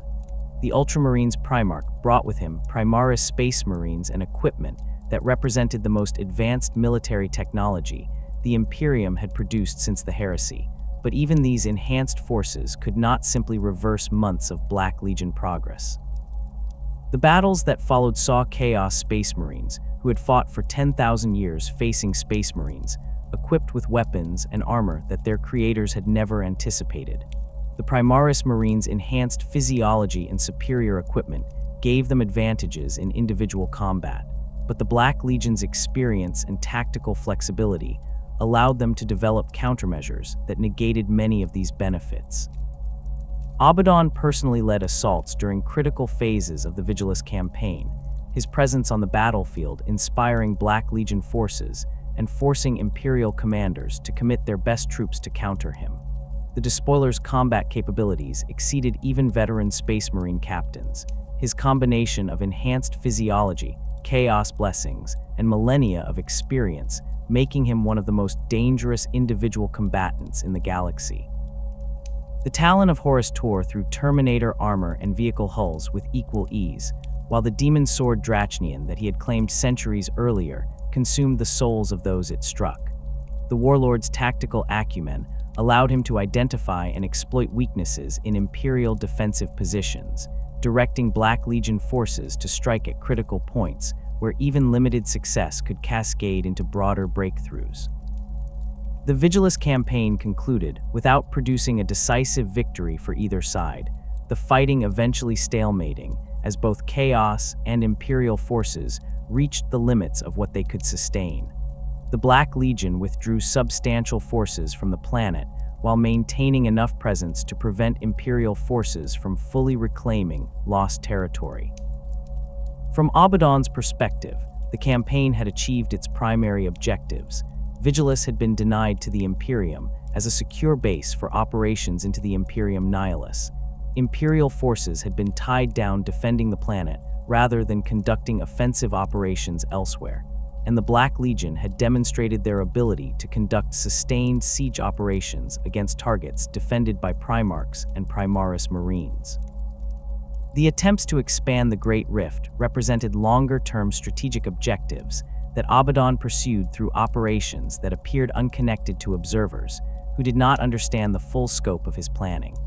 Black Legion sorcerers conducted rituals on worlds throughout the Imperium Nihilus, weakening the barriers between real space and the warp in ways that would make future warp storms more likely and more severe. These operations required resources and time that could have been devoted to more immediate military objectives, but Abaddon understood that expanding the rift served his ultimate goals more effectively than conquering additional worlds.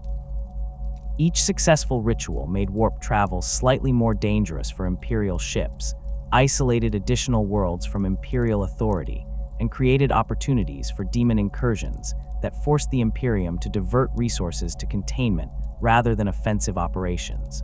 The conflicts with the Indomitus Crusade saw the Black Legion engaging with Imperial forces that represented the most significant military response the Imperium had mounted since the heresy.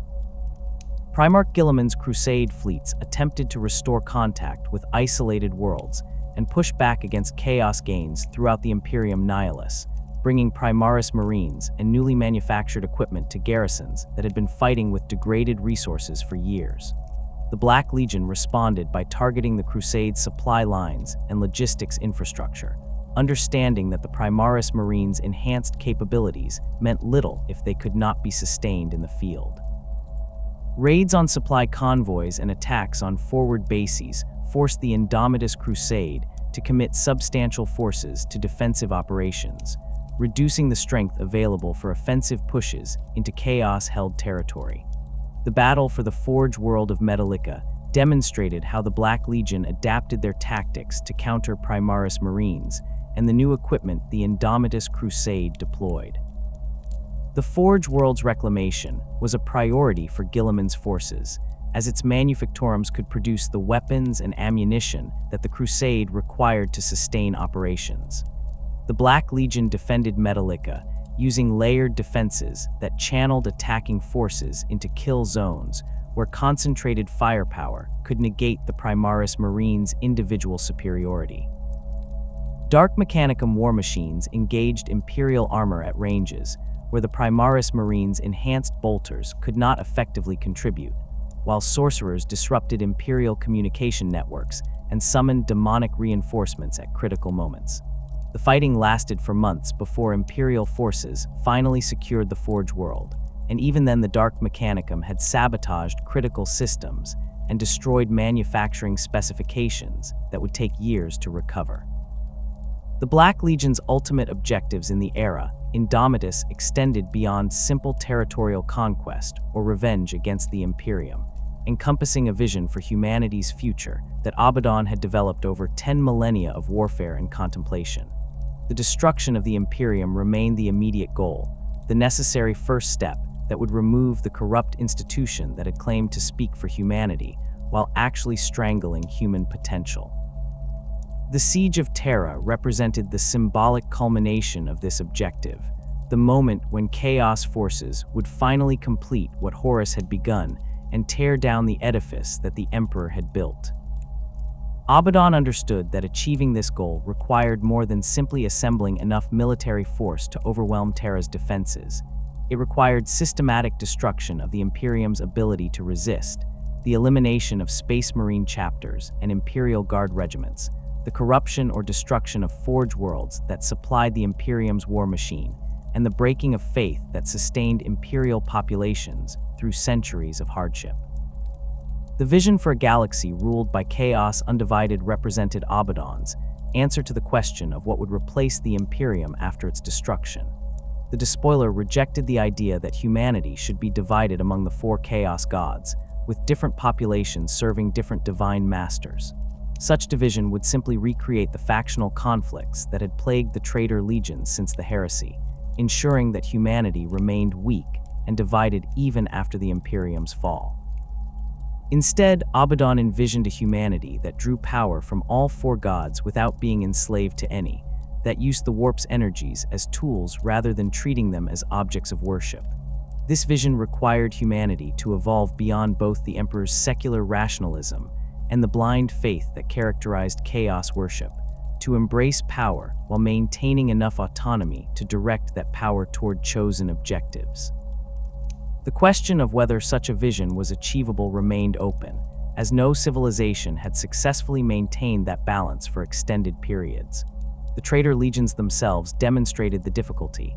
Most had descended into worship of individual gods, their warriors becoming extensions of divine, rather than independent actors.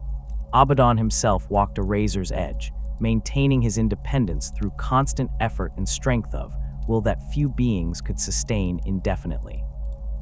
Yet the Despoiler believed that his 10,000 years of warfare had brought this vision closer to reality than ever before. The Great Rift's opening proved that the material universe could be reshaped according to chaos principles, that reality itself was malleable when sufficient power was applied with proper understanding. The Imperium's division into two halves demonstrated that the institution that had dominated humanity for 10 millennia could be broken, that its claims of inevitability and permanence were hollow. The Black Legion in the era Indomitus represented the most powerful unified chaos force since the Horus Heresy, commanding resources and territory that dwarfed what any individual traitor legion could claim. Abaddon's authority extended across the Imperium Nihilus and into regions of the Imperium Sanctus, where Black Legion warbands operated independently, conducting raids and establishing footholds that would support future Black Crusades. The Despoiler had demonstrated capabilities that forced even the Chaos Gods to acknowledge his significance, proving that a mortal champion could accumulate power sufficient to reshape the galaxy while maintaining autonomy that demon princes had surrendered. The long war that had consumed 10 millennia showed no signs of ending, but the strategic balance had shifted in ways that suggested Abaddon's ultimate objectives were no longer impossible dreams, but achievable goals that required only continued effort and proper execution. The question of what would happen when those objectives were achieved remained unanswered. Whether Abaddon could maintain his independence after claiming Terra, whether his vision of chaos undivided could be sustained across a galaxy spanning civilization, whether humanity would truly be freed or simply enslaved to new masters, these questions would only be resolved through events that had not yet occurred. What was certain was that Abaddon Despoiler, War Master of Chaos, commanded the largest and most capable chaos force in the galaxy, that his Black Legion had proven capable of achieving objectives that had seemed impossible, and that the Imperium faced an enemy who had spent 10,000 years learning from his failures and positioning himself for ultimate victory. The black armored warriors who bore the Eye of Terror on their pauldrons represented not just another chaos threat, but the culmination of everything the traitor legions had learned since their defeat at Terra, an enemy that combined the tactical excellence of the Sons of Horus with resources and strategic vision that Horus himself had never possessed. The era Indomitus had begun with the Imperium divided and weakened, while the Black Legion stood ascendant, closer than ever before to achieving the goals that had driven them since the moment Abaddon struck down the Horus clone and declared that the Sons of Horus were dead. The long war continued, and the Black Legion marched toward Terra.